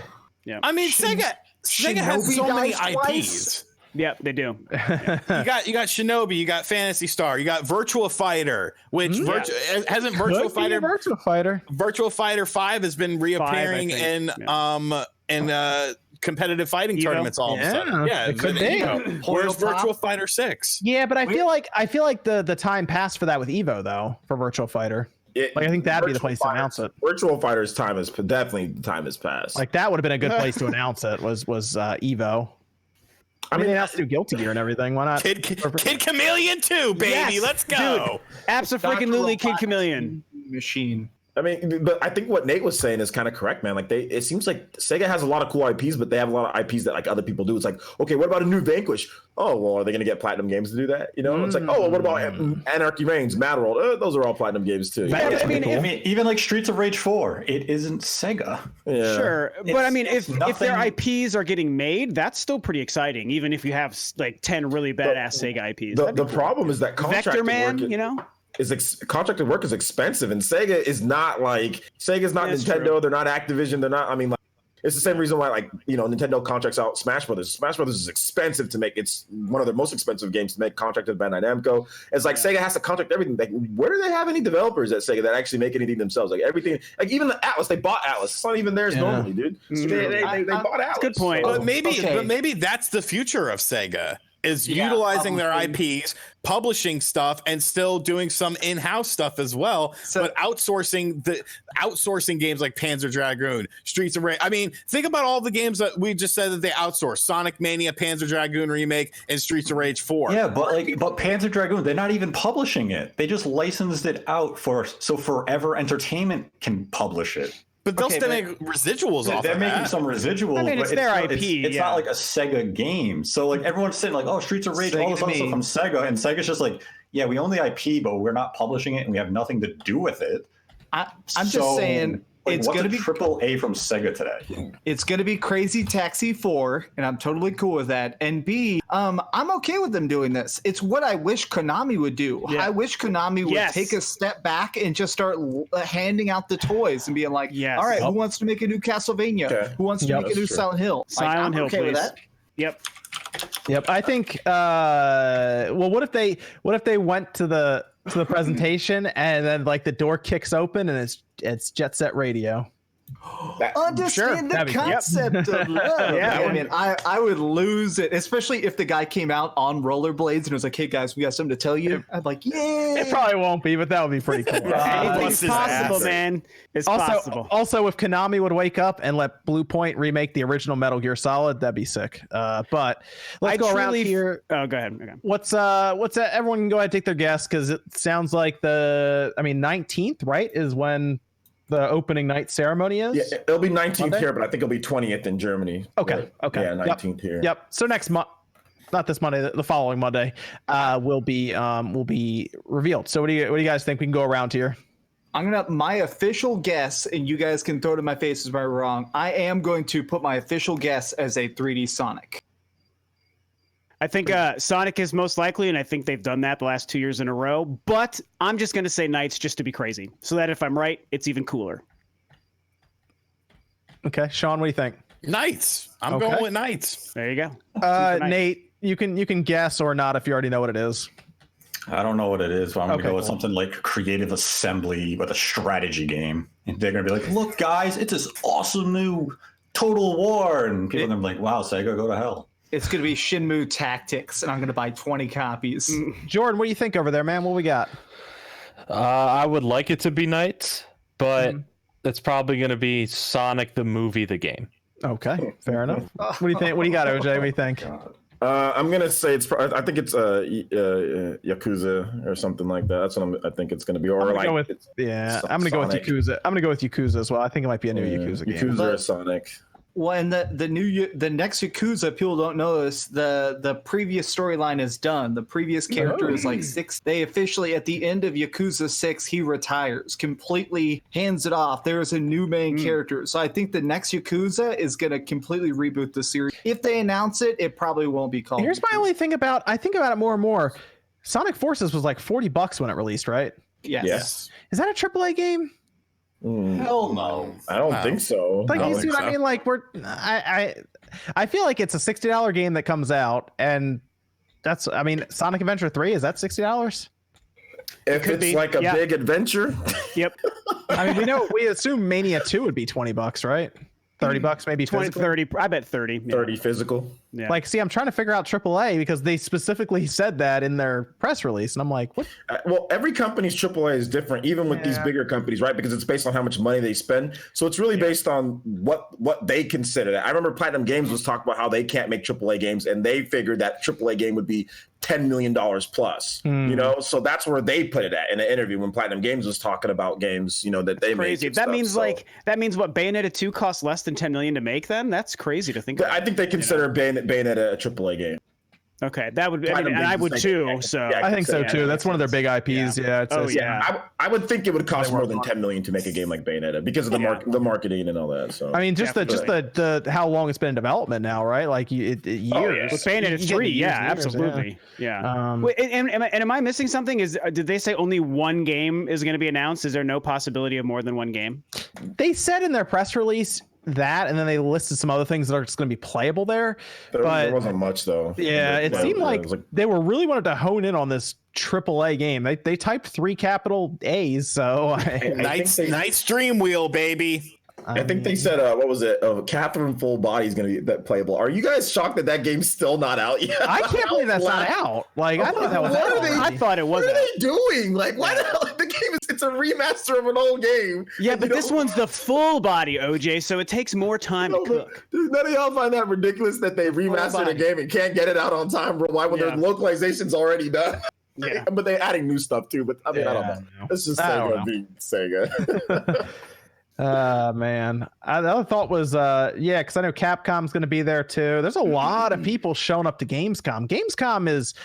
It feels bigger. I don't know if it's because E3 was kind of like more disappointing as an overall show for a lot of people. I don't know, but Gamescom looks like it's actually it's shaping up to be a pretty big show right now. I think there's 15 publishers that said that they would be there. As like bigger ones was going to be there. THQ Nordic seems to be like kind of getting geared up for a pretty big set of reveals there. They mentioned Kingdoms of Amalur. Let's do it. If they have open Time Splitters, man, let's go Time Splitters. Come on. If they have 700 games in development, they have to unload. Then they've got to start giving us some of them soon. I mean, they're going to show a few to press behind closed doors, probably with an embargo in place, and they're going to reveal one of them during that opening ceremony show thing. So sounds like there's going to be a lot going on there. Sony, Microsoft are going to be there showing stuff. Nintendo is having, I guess, booths and stuff set up for plays, but they didn't say anything about them being part of that presentation. And I know they've done like Indie Direct kind of things at Gamescom around that. So I wonder if they have something like that set up for next week or the week after or whatever. That's possible. It might be one of those things where they just drop the video on YouTube. They've done that before. But that's kind of what I could see them doing around Gamescom is Indie Direct. Hey, maybe Ori's in there. There you go. But Gamescom's looking pretty good. Are people getting kind of hyped actually for Gamescom? I'm seeing this a bit more now, more than I remember last year for Gamescom. I'm interested. It's hard to say the word hyped. I'm interested. Okay. I mean, that's fair. That's fair. Yeah, I'm definitely keeping my eye on it. There's obviously some announcements coming out that are going to be worth talking about, whether in a positive or negative light. So yeah, I mean, I'm keeping my eye on it more so than I have in the past. I'm curious if they have any like really big reveal. Like Capcom said they're going to be there. There's rumors about Capcom possibly unveiling like a Resident Evil or something crazy like that. Because they're having current focus group, like there's focus groups going on right now for it. A lot of people. I firmly believe that Resident Evil 8 is a game that they're making. So, it's Or possible. 3 remake. Yeah, 3 remake. It's y'all are both way off. There's been a bunch of rumors that they want to try and do a remaster of Outbreak. That they want to get Outbreak File 1 and File 2 and try and re-release that. And there's even been some leaks a couple years ago that they did server tests, and that's why I think that they're trying it out is that, like, I'm hoping it's that. I hope they come out and just say, hey, we're making another fully online multiplayer version of Resident Evil. It would be cool, and I would definitely... File 3. Yeah, File 3, yeah.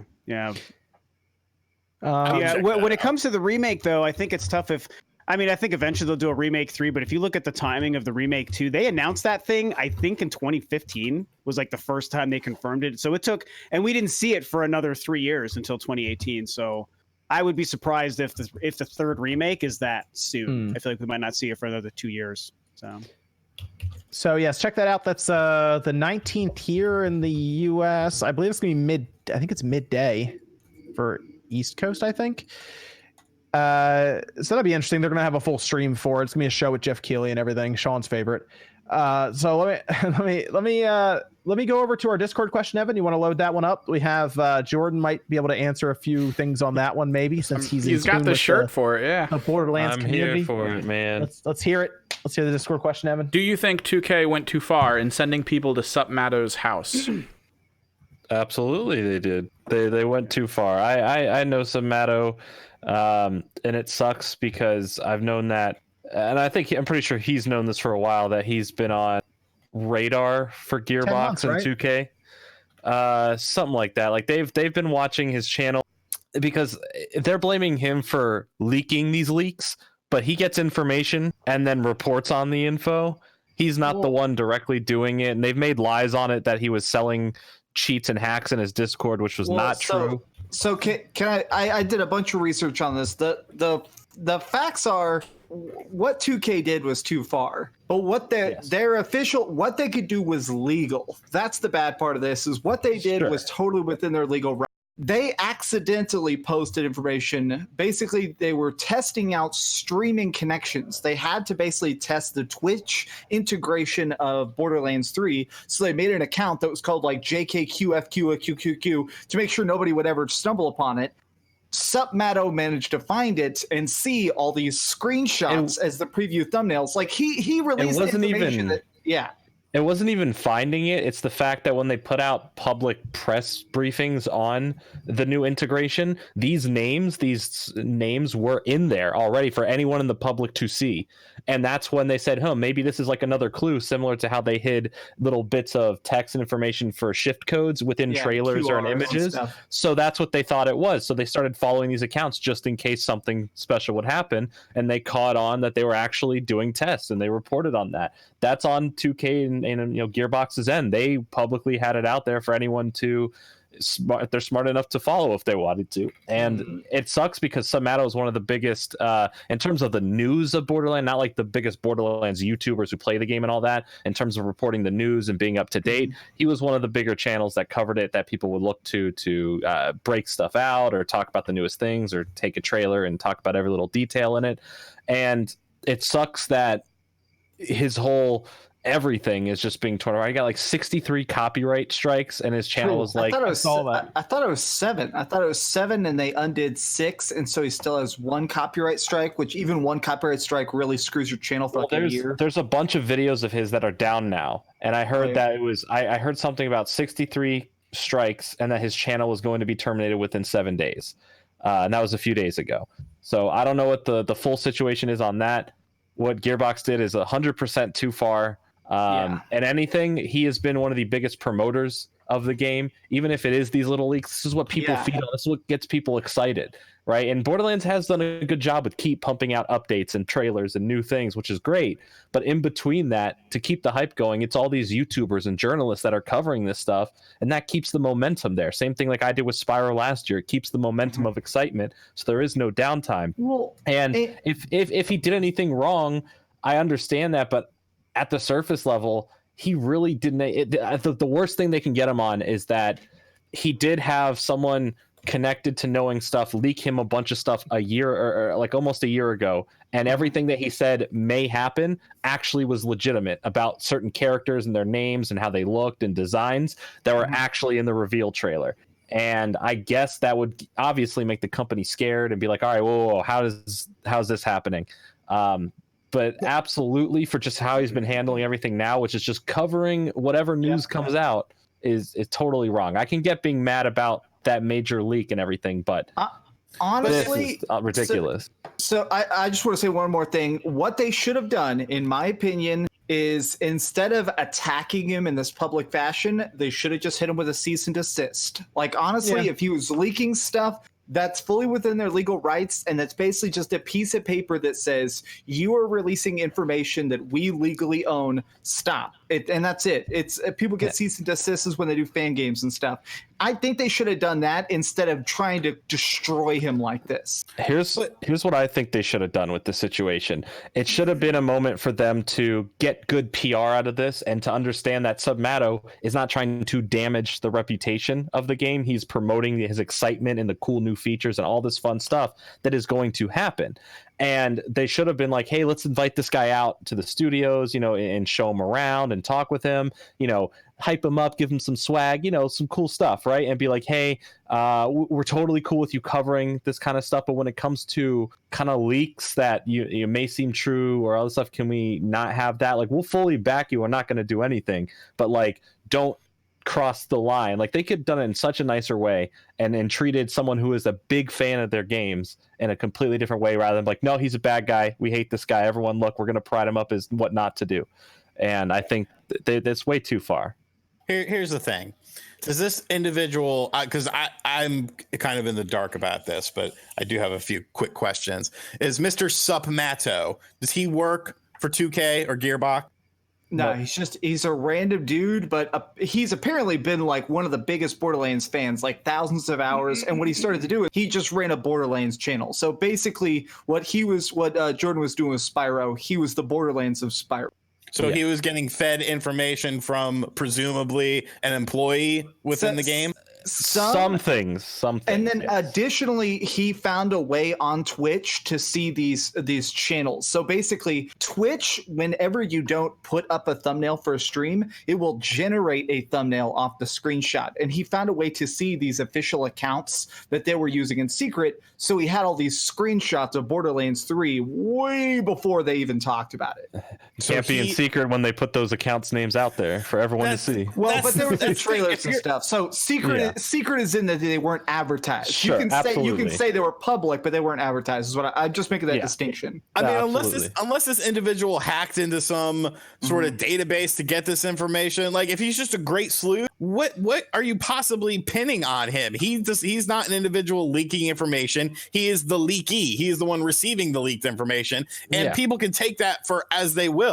If he found these Twitch streams because of information put in the thing, like that's ridiculous. That's clever, yeah. Well, so 2K is real bad. I know. I have seen a lot of a big unreleased 2K game. I've seen gameplay of it. It is crazy. It's probably going to be a PlayStation 5 game, and I'll never report on it because they will destroy me. If I mention even what this project name is, they would definitely delete this stream. I do want to mention, though, I think that they went a little overboard if they're doing all that.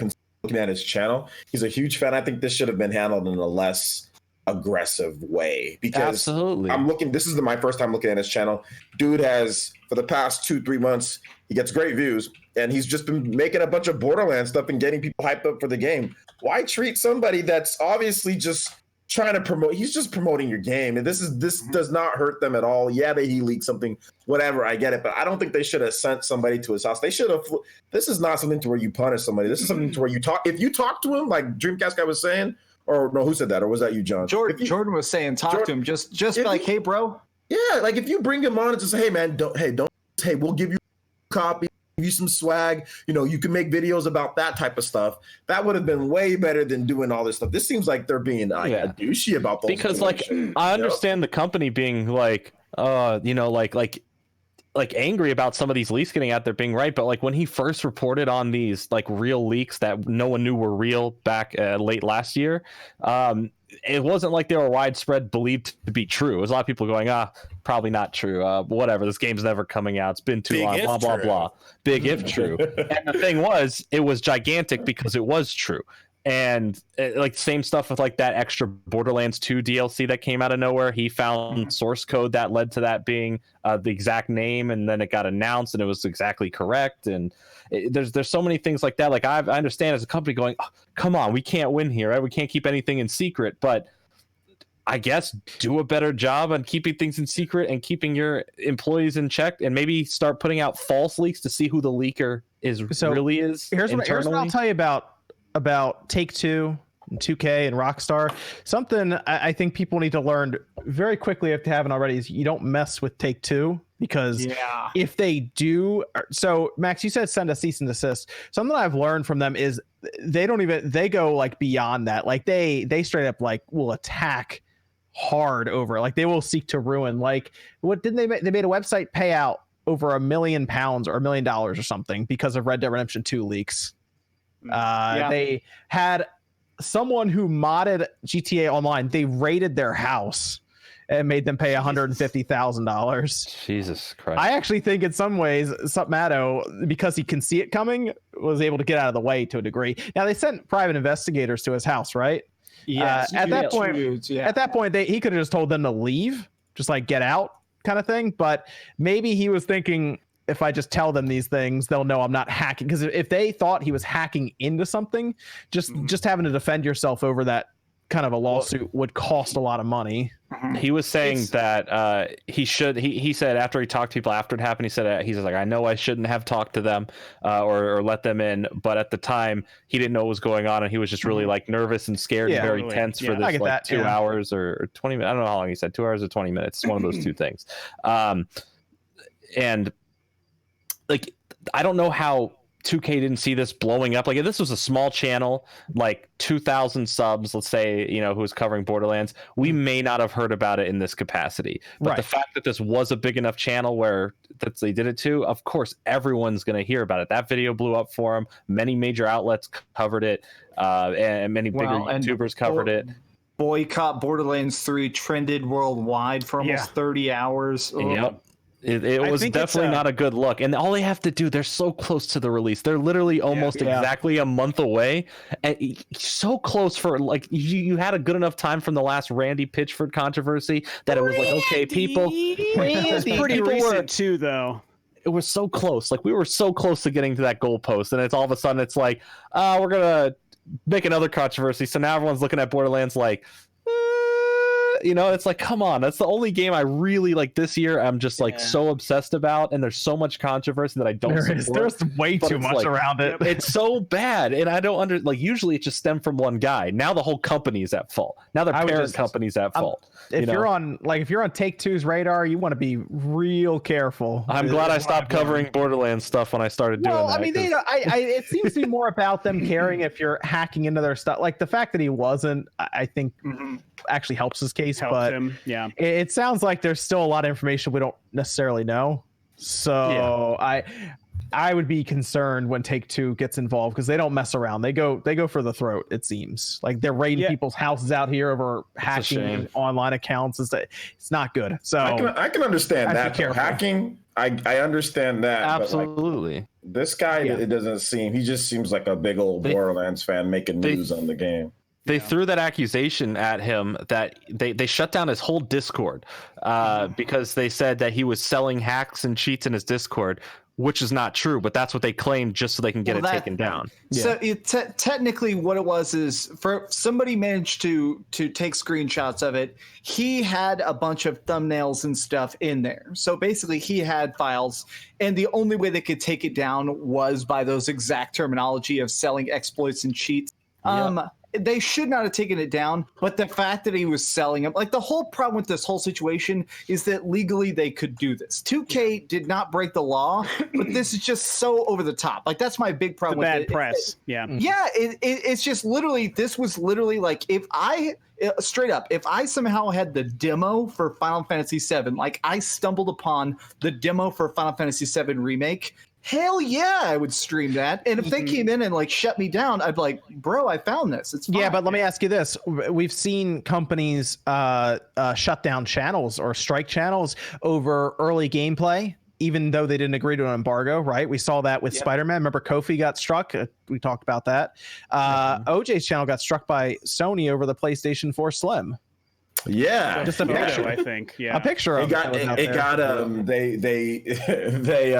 they copyright. It was down for a bit, then they released that, then they just put a copyright strike, and then I threatened to sue them, and then they said, okay, we'll release it, but don't ever do it again. And I said, F off. That was literally my quote to them was, F off. I'll do, like, if you you guys leaked the picture. That was a leak. This PS Slim was from them. Somebody in their company leaked it, and it was out, and they were only targeting certain channels. They weren't. IGN and other people put up the same picture. They didn't copyright strike them. That was my issue with them.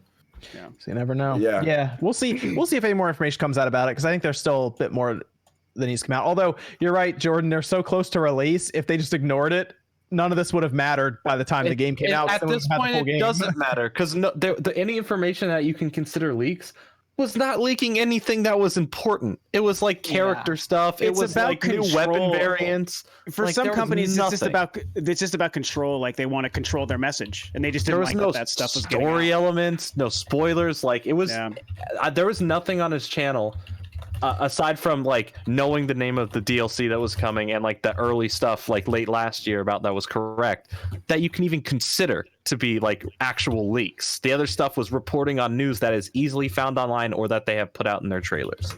Let me go through some of these super chat messages, and then we can finish up with the rumored Switch screen, which is interesting after the Wall Street Journal showed back up after the revision for the Switch came out. Ethan R says, does anyone know how Nintendo Prime is feeling? Yeah. He's on Twitter. He's fine. Yeah. He had a heart attack, but he's fine. Oh, okay. Ants in my trance says, how many of you beat Bloodstained, aka got the good ending? I feel like that game got smothered really quickly, as many good games do. I finished it on the PS4 Pro. I know Max, you finished it as well. I don't know if I got the good ending. Somebody was telling me about some bosses that I didn't see. So it's which bosses didn't you see? I don't want to say, but there were some secret bosses that I think are needed. So I don't think I got the good ending, but I beat it. I would say I'm at I think my map completion's at like 98.8% or something like that. I'm missing like a few rooms or something that I need to do. But I did go back through because I was trying to grind out some of the stuff from like the side bosses that are hiding in the keys for like the millionaire, the butcher, all of them. Yeah. I was trying to grind them out for some of their crystals and stuff, but no, I have it, and I guess the regular way. I have a really complicated relationship with that game because, man, I was excited, and there's so much that's good about it. But did you get it on the Switch? I did get it on the damn Switch, and I hate that, man. And I can't convince myself to double dip. Like I had the Switch version, and it was already shipping like from my Amazon purchase. It was already on the way. Sure. By the time that the PS4, the other versions came out a week ahead of time. Yeah. Those reviews were pretty solid, and then all the shitstorm of bad news about the Switch version hit, and my copy was already shipping to me. So I was like, damn it, I guess I'm just going to play this version and it can't be that bad. And it really was that bad. Like, I've had so many issues with that freaking game. I can't, and I'm so torn because there's so much good about it. Like, I can kind of see through like the haze of bullshit with the Switch version and like know that there's pretty good gameplay and like really cool like world build, just like Symphony of the Night, like it's a good game. But so I got pretty far into it, and I just kept getting sick of being mad every time I turned that game on. I would really just get mad. Whoa, I was like, I'm not having fun with this game. So. Wait, why did it make you? I love the controls. I love the combat. I love the items. What made you mad about it? That I had not heard that. So the worst thing that happened to me was what I am 99% sure is a different game halting bug. There was that one about the dragon boss at the end of the tower. Yes, I ran into that issue. I had to restart. I have what I think is I haven't seen anyone else talk about this one, but a similar glitch that wasn't around the same thing, where the thing I needed to get was the double jump. And it's like, I can't really explain that. That's impossible to explain the map. But the point is, there's that area where you go and you fight that boss that gives you the double jump. And I, for probably 3 or 4 days straight, would turn that game on, play for a couple of hours, scour the entire freaking map, and I could tell like the places I needed to get to. It's like, I really think I need the damn double jump, but I couldn't get it, and I couldn't find the boss or anything for it. And like, if you play that game, like we all know that like these games, they're not puzzle games, so you're not trying to solve mysteries. You're just like, where's the next place to go? I get this. I get trail. Yeah, it's so I'm not missing a puzzle to solve. So why can't I get forward? And I was convinced something was messed up, and I kept seeing chests that were opened that I don't think were supposed to be, which was part of the other glitch. And so I told myself I was done with the game because I think there's a glitch. And then I did a few days later decide to start it over. I was like, I'm going to do this. I'm going to commit and start this really annoying game over again. And I did start it over again, and I don't know what changed, but I did get the double jump, and I found that boss. So that happened, 2 crashes, all the visual glitches, and I just, I would look into like Black Friday, maybe the PS4 version will go on sale because I know at Walmart it's already like $32. Well, here's the thing, though. Hell, at least they fixed those shard issues on the Switch that everyone was complaining about. It's so stupid. Performance issues. I mean, they're going to address the performance issue. I mean, WayForward is committing a lot of their team to the Switch version to address the performance and everything. And WayForward is they're a pretty good developer, and they did have their hands in Bloodstained development. So, I mean, I'd give them a little more time, but I mean, if they can't have it patched by November, then it's kind of like you guys should just delay the Switch version for 6 months. Probably, yeah. For what it's worth, I mean, if a patch like that significantly fixes the problem with the Switch version does come out, I'll be excited to turn that game back on and pick up where I'm at. And like John, you talk about like a Black Friday deal for the PS4 version.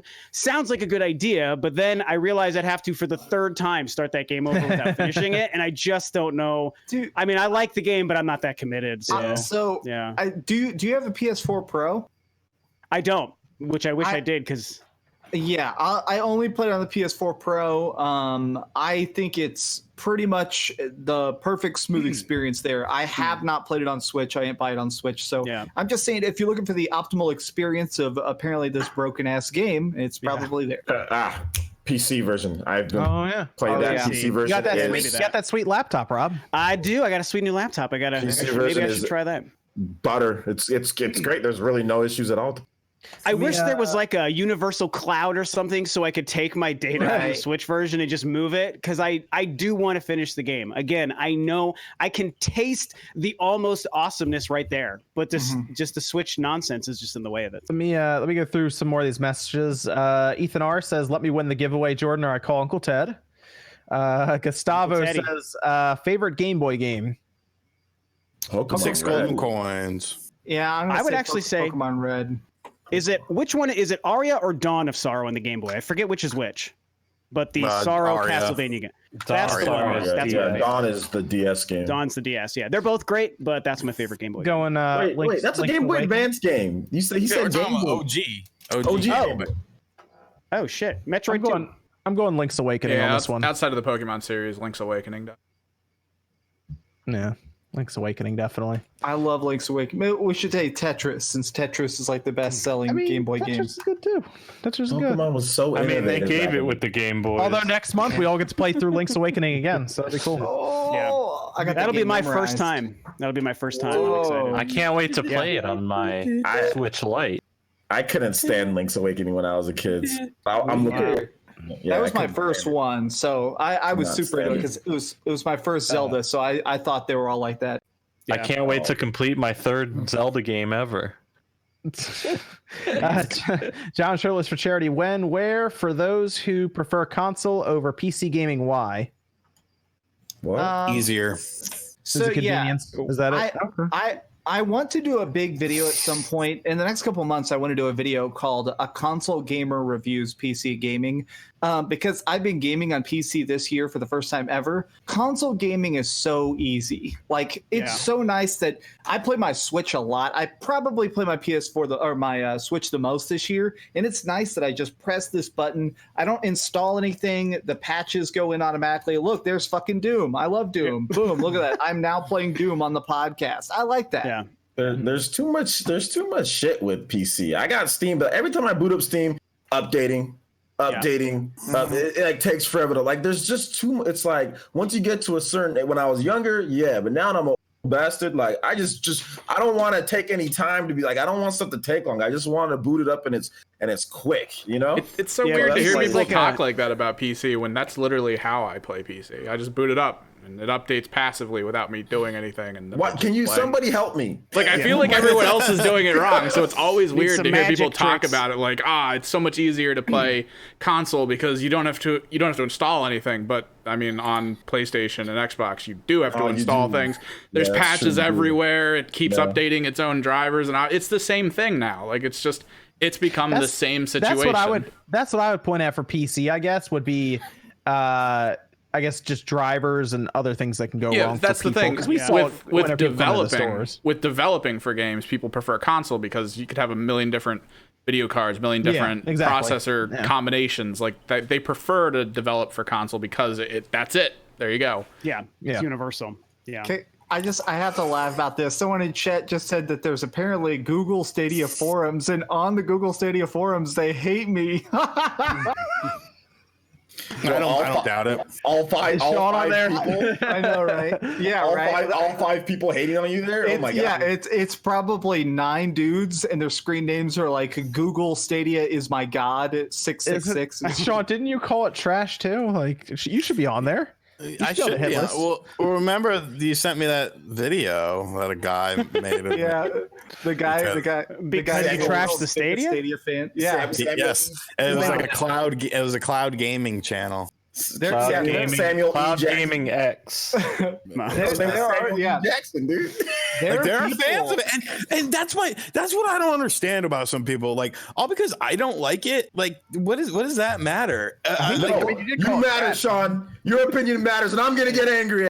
I mean, that's the thing. It's like, obviously people like my opinions or maybe not even like, but they're interested to hear my opinions, and that's why they watch the videos. Your opinion sucks. I ain't watching your channel anymore. But like, if I was a channel that had like 100 subscribers or something, would people have cared that I call it trash? Like, yes. Do I need to change opinions because of your audience grows? Definitely not. Definitely not. It's really weird because it's one of those things where they don't try and inform you. They don't try and like explain to us why Google Stadia is great. Instead, they're like, you fucking suck. It's like, okay, buddy, you're a fraud. Here's the reason why I heard you're Google a fraud. They said Google Stadia is great because it's convenient. That's what these people are saying. Which is, I mean, and if that's it is something a you're looking feature. for, yeah, if that's something you're looking for, then it's fine. Let me bring this up. People need echo chambers of their own opinion, man. So check this out, Sean. Someone actually left this comment on one of the news waves this week, and it was talking about a very good use for Stadia, and I kind of agreed. And I said that actually makes a lot of sense. If you're watching E3, right? You're watching E3 and they show all of these really cool things in a direct or a state of play, or for whatever reason, the 4-hour Xbox inside Xbox. They get to the end and they're like, you can demo these games rather than show up on the floor. You actually hit this button in your browser and you can pick the games you want to demo on Stadia. And then I'm like, that makes sense. And yeah, but they can do that on consoles right now. They can just say download the demo. They don't do it because the E3 demos break if they're unstable builds, so that would never happen. So the idea, while fine in concept, is still impossible. Right, but then you can run it rather than have to run it on your native PS4, your native Xbox One. They can run it in a controlled Stadia environment. Yeah, but it would still break, and then people would be like, "Oh, this demo sucks." I mean, it'd be the same. It'd be the same demo that they're playing, and it's controlled through the cloud because they can just shut it off when it's over. I mean, yeah, but the real question is E3. You sit there and you play the demo, it breaks. The rep come over and he says, "Well, yeah, this is going to break because now we're going to take a look at it." That's not going to happen if you did it at home. It's just guys going to be sitting there saying, "This fucking game sucks. Fuck you, 2K." But I mean, even if that was just a feature, like that's a cool feature, but that is something that they haven't said is going to be in it. I'm just taking it as what they have told me is going to be on this thing so far and what they have showed me from it. And it's just like, why? I don't. It's also a feature that I don't know if we need a gaming platform like Stadia just to do that. There could probably be apps or something out there that they could start doing for shows like E3 and whatnot and just make it possible through their own proprietary thing. Like, did we need to create this whole cloud streaming thing for it? Well, it might just be like an extra feature. I mean, I just think Stadia, like a small feature. Stadia in general is just like, I see what they're trying to do, right? Remember, guys all remember On Live, right? Yeah, like, I played On Live. Yeah, y'all remember. I mean, I see what they're trying to do. And that was what, 10 years? That was a decade ago. Yeah. That was a decade ago. So, I mean, I think that there's a place for this. And I think that there's definitely going to be people. Because remember 10 years ago when iPhones first started coming out? Or that was 13 years ago? Or was it 10 years ago? Whatever. Like 09, I think. iPads and stuff. People are like, man, what is this? This is not going to work. These phone games, like, that's what I was saying. And it ended up working out pretty well. So maybe this is something. The only problem is that there's a lot of people like us that we don't want the way that we play. We already have a lot of BS with gaming, right? The patches, the always online, the discs just not even being real games anymore. They're just DRM discs. You know what I'm saying? Like, they're not actually like, you got to install everything to your hard drive like a PC now. Like, there's already a lot of BS that we're dealing with. And now this gets dropped on top of us. People are thinking, man, this is what companies want to do going forward. So I feel that there's a lot of fear for that, Yep. I agree 100% with that. Stadia is a solution to a problem that doesn't exist. Well, I'm paying a company $60 to have a cloud version of a game that I don't own. so I can play it. If it were Netflix and it was, I give you $15 a month, and you give me a Game Pass catalog of 100 games, Stadia would actually have a place in the market. Yeah. Otherwise, I'm buying something I don't physically own. I have no rights to. I don't even have a local version on my PC. Yeah, that's the worst. Well, and apparently we are paying $10 a month for it too, though. So there is like a monthly fee, but there's like two versions of it. Yeah, there's two. Well, so here's the thing: is I've heard a phrase long ago, and I think it's one of the most brilliant things I've ever heard, which is corporations like to tell you you're sick and sell you the cure. And this reminds me of that. Of they're acting like, oh no, how am I going to install all these games? Oh no, what am I going to do with all these physical copies? They're so big and cumbersome. If only it was all in the cloud. And Google's like, here you go, my son. And I'm like, thank you, Daddy. I think xCloud's going to be a bit better than Stadia just because it has Game Pass attached to it. It at least makes sense, especially if they come out and say that if you already have Xbox Live Ultimate, you have xCloud, then I have Xbox Live Ultimate, so I'm good. Another issue with Stadia is like these companies want you to not own anything. This is exactly what they want. I don't want people to this because it's going to be like, oh wow, we can make way more. We don't even have to have a digital version. It's just cloud. They make way more off of it. It's still $60. Why are you're getting so much? It's not worth it. Like the risk of this whole thing. Well, they also don't have to rely on you having that specific game console to play it. You can play it in your browser or on a Chromebook or something. That's even the whole point there, is to get rid of the console. I think that OJ, everything you're saying is like 100% how I feel. And I've discussed this on multiple videos on Stadia, and I just brought it up the other day. Is that I don't also kind of like you, like, it's not that it shouldn't exist and people shouldn't have an option if they like it, but the fear is that Stadia is like trying to take a huge step towards a future that none of us and a lot of other people don't want, is changing the way we're looking at our games. Like you said, OJ, that is a real fear, man, that the industry doesn't really want people to own anything, but they still want to get full prices out of the consumer. They don't. And Google Stadia is that. Yeah, it's just a big step. And so it's like, I think it would be wrong of us to say, hey, if you prefer to play your games on the cloud, we shouldn't deny people of that option if it exists. But the real fear of what Stadia represents is real. And so none of us want that. We all like our real games. And so it's a really slippery freaking slope with Stadia. Let me what? Oh, yeah, DuckTales. Yeah. Let's go through some of these messages. Psychopie says, thanks for the stream. Thanks for coming out, Psychopie. Lead Balloon says second for Rich. Yeah, well, we'll talk to Rich. We'll get Rich on here. Jordan's Uncle Ted says, forget Jordan's giveaway. I'm giving away free candy. You might want to talk to your uncle about that, Jordan. Oh, dude, I bet he's like a sweet van. He does. His profile picture was a van that said free candy on it. Thanks, Ethan R. I mean, Uncle Ted. Ryu says, I wouldn't smash a PS4 though. Look who's talking. Yeah, I've smashed a couple PS4s in my time. Just a couple. Just a couple. At least they used to have, like, they just threw it on the ground. At least get creative. Like, yeah. Get a hammer. See, that's all it takes. Richard Shadow, no message. Thanks, Richard. Appreciate it. Philip Patterson says, "Where's Arlo?" We could see what Arlo's up to. Get him on here one time. We were hanging out with Arlo at Too Many Games, so hopefully he goes back next year when most of the SpawnCast hopefully goes to Too Many Games in Philly next summer. Jennifer, no message. Thanks, Jennifer. Edward Z, no message. Andy Ackerman says, "Better late than never." Andy, good to see you tonight. Mega Nerd X says, Spawn for the GameCube, you need to pick up Go-Go Hyper Grind. Got a sweet soundtrack too. Side note, old acquaintance of mine has her band's songs in it. Okay, I'll check out. I remember Go-Go Hyper Grind. Is that an American game or is that an import? It was a very weird game. It had almost like a Beautiful Joe sort of look to it. Oh, yeah. Yeah, it was a unique game, like a skateboarding game or something. Yeah. Kind of a bit jet set-ish. Gosh, it's like $100. Yeah, it's an expensive. It's a rare game. I think sounds like a write-off to me. Yeah, I wish I never sold it. That's going on the rare list. Then that's one of the things coming up for the GameCube thing is gonna be rare games. So there you go. Mm-hmm. Gustavo just says thank you. Edward Z says, what's up, Spawn? We love videos, man, from New York. Thanks, Edward. Jiggly Fly says, is it hard to... I remember that one. That's a good one. It is. Almost had me there with how fast I was speeding through them.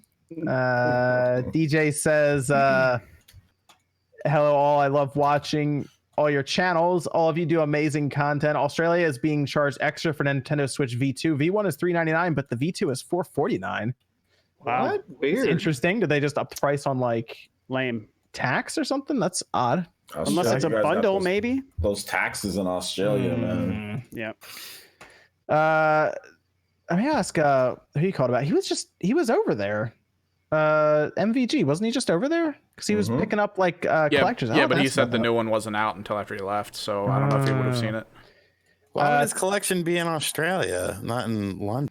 No, he's picking up the collector's editions there because they actually get them where they don't get them here. Yeah, so he got like all the good ones. Tommy says just Seaman 2. Oh, for the Dreamcast, the second game. I'd love that. You know, I have a complete in-box copy of Seaman, microphone and all. Bring it back. Ethan R says baby boomer raid video games cause violence. I guess about the Walmart thing. Yeah. Insane. Fun times. Ethan R says I lied. Don't ban games. Donkey Kong and Disgaea 5 completed the reason I lost my V card. Whoa, okay. Wow. Nice. Then Ethanol says excited for Witcher 3 gameplay and hope it's mid-September. That won't be. I feel like announced a release date for that thing. That needs or to be November. October or November. I think November would be good for that. November. I think it's going to be October. Just because I think that they're going to try and keep the last couple of months very full. Interesting. Okay. Tadams, no message. Thanks, Tadams. The Dreamcast Fall guy says I'll be releasing info about this secret game via Twitter following SpawnCast. Ethan R says, is it bad that I love my OG Switch because it gets hot? I don't know if it's bad, but it's pretty weird. It keeps your drinks warm. You just put your coffee on the back and then you put Shadow says, giving you guys about the amount I paid for Bloodstained Switch for putting out the hard truths about that stupid shard update. At least I also got a PC backer. There you go. PC, you're good to go. I'm jealous. So the last bit we had, Nate, we actually talked a bit about this too. The Wall Street Journal put out their article following the Switch revision, the Switch Lite, because they had been talking about another Switch model, right? We had talked about this. They talked a bit about one that would be a bit more for gamers, I guess, or targeted towards more, I guess they said hardcore gamers. And we, well, a lot of people assume that would be some sort of pro model, upgraded model, something. And then they come back now saying that they had been talking with Sharp. Sharp is going to provide their iGZO displays, apparently, to Nintendo for a Switch. Some people thought it may have been the revision that's out now because that would explain the battery jumping so much in terms of battery life. But I did check the panel, and it's still the same Innolux panel that, not exactly the same, but close enough from the other one. So it's not being used there. And if it's not there, if it's not in a $200 Switch Lite, what would it go in then? Because these talks were happening in March. And these screens aren't cheap. The IGZO screens are used in higher end 8K displays. They're used in higher end phones, like what the Razer 2 phone has it, and that's like a $700-800 phone, I think. But they are more energy efficient. They're brighter. They're more pixel dense. Basically, they're just overall better than what Nintendo's using now, but they're also more expensive. So it kind of falls into the thought of is there actually a Switch Pro, or is this possibly very early talks, contractual talks about a next gen Switch? What's your thoughts on this one, Nate? The article, the problem with these last couple of articles from the Wall Street Journal that talked about the light and the revision and now the screens, is that the reporting is so broad and unclear that it doesn't really makes sense when you read the reports as they are. Like when he was talking about the revision and the Lite, he described the Lite as not being a PlayStation Vita. And then it's revealed and it is a PlayStation Vita. So the supplier he was talking to quite clearly did not know what a Lite looked like, because he described the complete opposite of what it ended up being and even said it wasn't a Vita, but it was. Now with the screens, it comes from an executive at Sharp who says, we are providing these screens for Nintendo hardware. Well, it's way too early that Nintendo has already signed on with Sharp for a next-gen system. So if we entertain the idea of a Switch Pro, we're probably, let's say it launches with Breath of the Wild 2 late next year. This is still an 18-month window, and it still doesn't really make a lot of sense with the timing of the report. Now, I mean, there is information that says that Sharp does have a deal with the company who's provided the Switch screens up to this point, where they would use these new screens in the future. And as people have said, they said, well, something else has to be at play to make the current Switch revision 2 more energy efficient than just the node change. So maybe, like, could we, even though you've looked at the screen and it looks to be basically the same as what the current OG Switch is, maybe there is some form of the technology in use. It's just not a 100% way. Like, maybe there's some PR marketing spin, kind of like when IBM said the Wii was powered by Watson, and it wasn't powered by Watson. The Wii was just an upclocked GameCube. Yeah, but the Exo screens actually look a lot different than the one I pulled out of the current Switch revision. So it's definitely not using that technology. Like, I double checked and looked up the Razer 2 screen. It looks way different in terms of connectors, everything. Like, it's not even close. That's where the report is just, I'm weird. Fairly confident that it's not. And here's the thing. We talked about the Switch Lite. I don't think it can be used in this way. I think the Switch Lite's too cheap. I mean, it's $200. There's something about this report that just feels off. So even if it is a Pro and it's something coming out late next year, what was the purpose of this report now? It's not going to benefit Sharp as far as investors go for this fiscal year. It's not going to make them invest in it if it's something that's not happening for another 18 months. Yeah. So something about this story just feels incomplete. It's either misinformation with some speculation, or there's just some sort of miscommunication going on of what's actually happening with the screens of the revision and the Lite, where maybe Sharp is involved and it's just not that new technology, and that was an assumption made. Something isn't right, though. Because, I mean, Nintendo's not going to come out with another revision in the next, 6 months. Nothing, people are like, oh, it's going to come out in March. Yeah, people are like, oh, maybe a new revision comes out in March for the anniversary. Nintendo doesn't care about anniversaries. That means nothing to them. They're not going to be like, oh, it's the Switch's 3rd year. Let's come out with a new revision. No, because now that would make the current models pointless. Wait, what are you talking about, Nate? Because look at how they handled Mother anniversary. Stop it. Yeah, I mean, they did a lot with Mother and Metroid. I can't believe that. All right, yeah, go ahead. That'll get me off on a whole tangent on that. And so, yeah, I mean, this would to me signal another Switch, but like that, they just said there's no new hardware for the rest of this year. Doug Bowser said that, and then why would they launch it in the fall or in the early part of the year? They would probably wait till something bigger like a Breath of the Wild 2, like you said, is coming. That'd be the only thing I could see is if they do have a Pro planned, that would be late next year with Breath of the Wild 2. But this report timing just seems odd. And if you go back to the original Wall Street report of them saying, oh, they're going to have another revision that's more gamer focused or more core oriented, it's going to be almost 2 years early. That seems like a lot of lead time for just a upclocked revision, especially something that they're not going to have dev kits out for such a product, which is why we had a lot of outlandish rumors leading up to the reveal of the revision 2 and the Lite, because people kept saying, oh, it's going to be this 4K Pro with Resident Evil 2, and it's going to have 128 gigabytes of memory on it and everything. And then the Lite and the revision 2 come out and it was nowhere close to that. So right now, I'm sure Sharp and Nintendo are discussing maybe utilizing this technology in maybe a future, like a next gen Switch. But right now, I think this report may have been a little preemptive. Here's the thing that everyone is forgetting. All it is they're re-releasing the Sharp NES TV. Oh gosh! I mean, finally, the facts. Like, that's gotten very expensive and all that stuff. So that's what they're doing.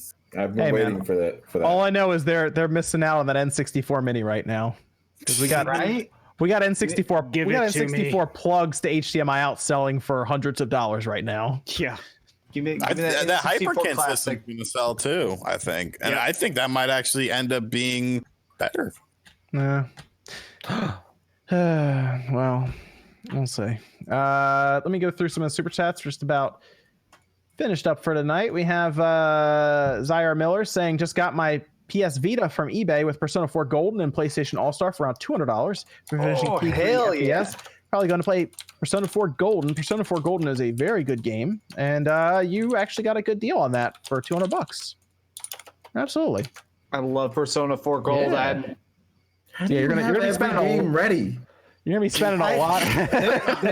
You can see into the future. You can't tell, but this wall is about 2,000 games. So pretty much anything you mention, I can reach over here and grab. Can you reach all the way in the Comic furthest Zone on the corner and Sega grab Genesis. something from the... This is from years of working at a bookstore. It's something in like his brain. The 13 remake, which just got delayed. Thankfully, I have the original, which is all the way at the end. I'm getting kind of triggered right now. I could pull games. I could pull games out of thin air too. Watch. I'm just gonna pull this right out of my computer screen. Oh wow, is this the collector's edition Batman Arkham Asylum? Pretty crazy because I haven't been putting it away. I know, bro. I tried in 5 on the Switch. Oh yeah. I like. What about the whole collector's edition? Okay, don't make me put my camera on and show Friday the 13th on Switch because none of you can pull that out of your ass. Sakon 10. OJ, who are your favorite male and female characters from Fire Emblem 3 Houses so far? Petra. Yes, because she's cute. Good call. The way that she talks. Definitely Shamir. She's awesome. The sniper. Oh my god, she's good. Yep. And Manuela. She's the type of girl I talk to on Tinder. I used to be on Tinder, and I don't guys. Those are all my favorite women in the game. Am I the only person who let Casper die in 3 Houses because I couldn't stand him? Casper's an annoying. Just don't let him die. As soon as I could. You just got on the field and you just said go. I sent him to the field. He got surrounded by like 3 person. He died. He's like, I can't believe this happened to me. I was like, good. You go check out their power. Yeah, we're right behind you. He reminds me of like Scrappy Doo. Like he's super short. If you look at it, how tall he is. Centimeter. He's super short and he's just like this scrappy dude that gets his butt kicked most of the time and always wants to fight. But anyway, yeah. Casper, don't let him die. Just don't have him on the field. Hook a brother up. You took him out of the classroom and sent him out. He failed the class of survival. That Dan guy says with the Australian Switch pricing, the original Switch RRP was $469, but retailers have been selling it for $399 for the last few months now to clear out stock for a V2 Switch, which is priced at the full RRP of $469. So they were just trying to get rid of them. Then I think I saw it might have been Target near me or something. At one point had the Switches on sale for $249 in my area. So just trying to get rid of them. So hey, you might be able to scoop up one of those older ones even still. Yeah, that's a good deal. Tim Drake says last new Sharp screens for a ton of different brands. Also, this show is fantastic. Thanks, Tim Drake. Last I knew, Sharp makes screens for a ton of different. They make screens for a lot of different things. So yeah, I think I saw someone in the chat say they provided screens for the 3DS as well. 3DS 2 coming out, baby. 3DSS. So they work with a lot of companies. Yes, they're a screen provider. Josh Denoyer says thanks for all the new Switch videos, you guys. Welcome, Joshua. And then Sam Frost, $2. No message there. And I think I got everyone. Yep, got everyone there. Let me just double check on there. Yep, we're good. Okay, and we successfully streamed on Mixer as well. Right, Evan? Hey. Seems to be that way. Some hiccups early, but worked out. We did it. And apparently we're level. Take that, Ninja. We're level 16 now, so we leveled up a bunch of times. I'm not sure what that means. Level 10, and I haven't done anything. All right, there you go. It just sits there and it goes up. Well, yeah, it's sitting great. in chat, you build XP, and then if you talk, it like gives you the XP or something. It's a weird system. That's kind of fun. So Wow. That's Well, weird. let's thank our guest for tonight, Rob, Rule of Two Review. Where can they find you, man? Yeah, you can find me at Rule of Two Review on YouTube and on Twitter. I'm super active on Twitter, and I'm always uploading a couple of videos a week. I will say the video I put out today was ranking my top 10 Mario games of all time, and I expected like a lot of pushback and controversy, and I was also surprised how much love there was for Sunshine. I did not. I thought people were. I know. I thought of you, man. I thought of you, Nate. There was a lot of people who were like, "Hey, Sunshine's actually really good. Thanks for including it." And I was like, people like Sunshine. People really like Sunshine. I did not expect it. So yeah, it's a good game. My God. Sunshine's great. It's a good game. So yeah. Thank you so much for having. I love coming on, man. So I appreciate it. Having me back on the podcast. Put that game down. Put it in the trash where it belongs. Put it in your GameCube where it belongs. Yes. Kick the GameCube out the window. Damn. What about Max? Where can they find you, man?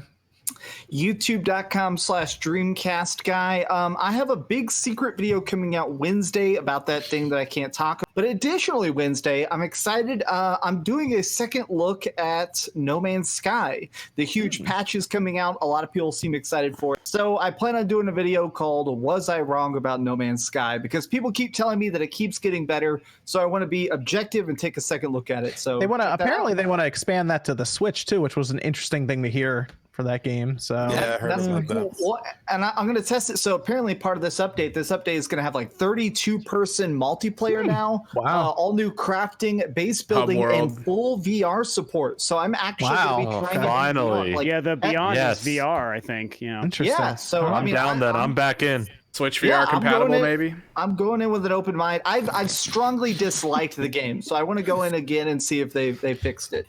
What about OJ? Where can they find you, man? Yeah, you can find me right here on YouTube, Player Essence, also on Twitter at Player Essence. Yeah, this week is going to be pretty cool.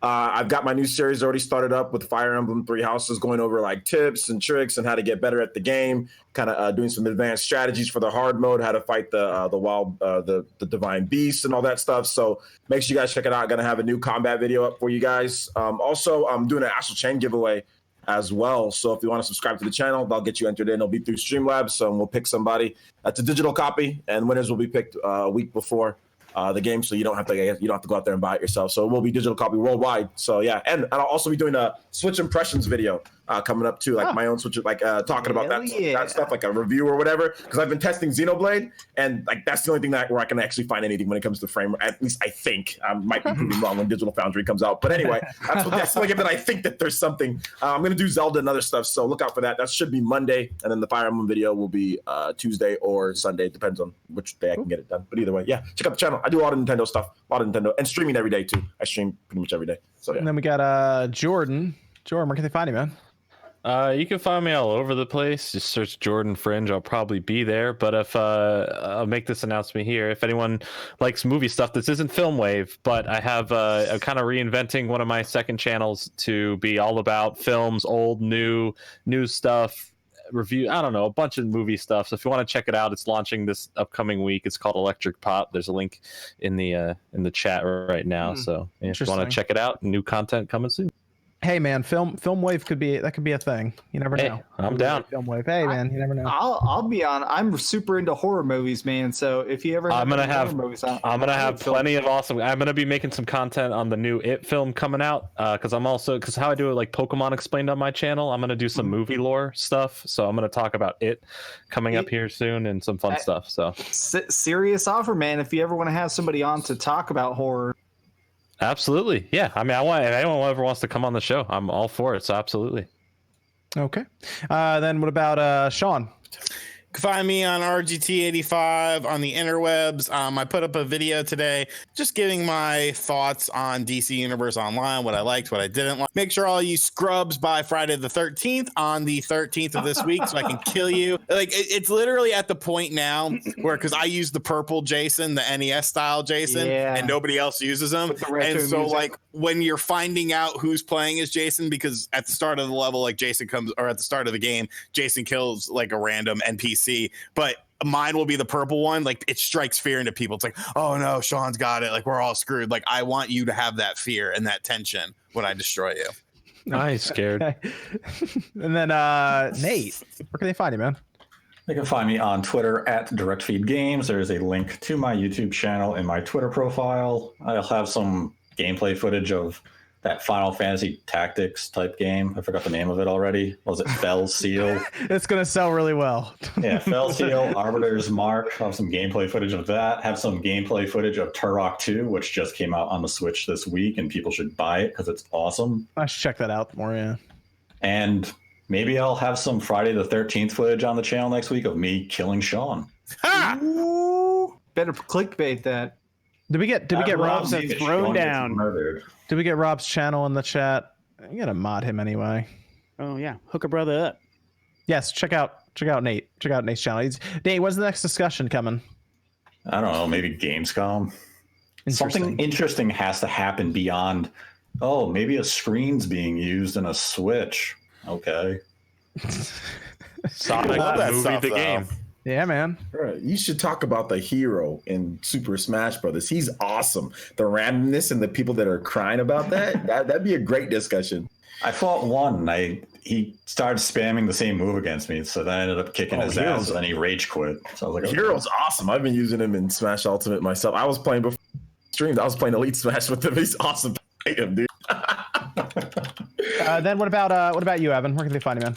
Just find me on Twitter at Kimmerix Project. It's the same as the name I've been using in chats in both Mixer and YouTube. So you can follow me there because I usually stream on Twitch doing random stuff. I'll announce it there, and if I'm doing artwork or getting stuff set up for things, like I have a convention coming up in October, I'll usually put more info there. Okay, I got that. I got Rob's YouTube channel in the chat there. I also dropped the Mixer one in our Mixer username in there as well, so people can see that. And I guess that's going to do it here for the SpawnCast. Thanks everyone for joining us. Rob, thanks for coming by tonight, joining us for the SpawnCast. Appreciate it. Then we'll be back next Saturday night, 9 p.m. Eastern time. So you guys join us there. You can follow us on Mixer as well as on YouTube. And we'll see you guys next Saturday night. Bye-bye.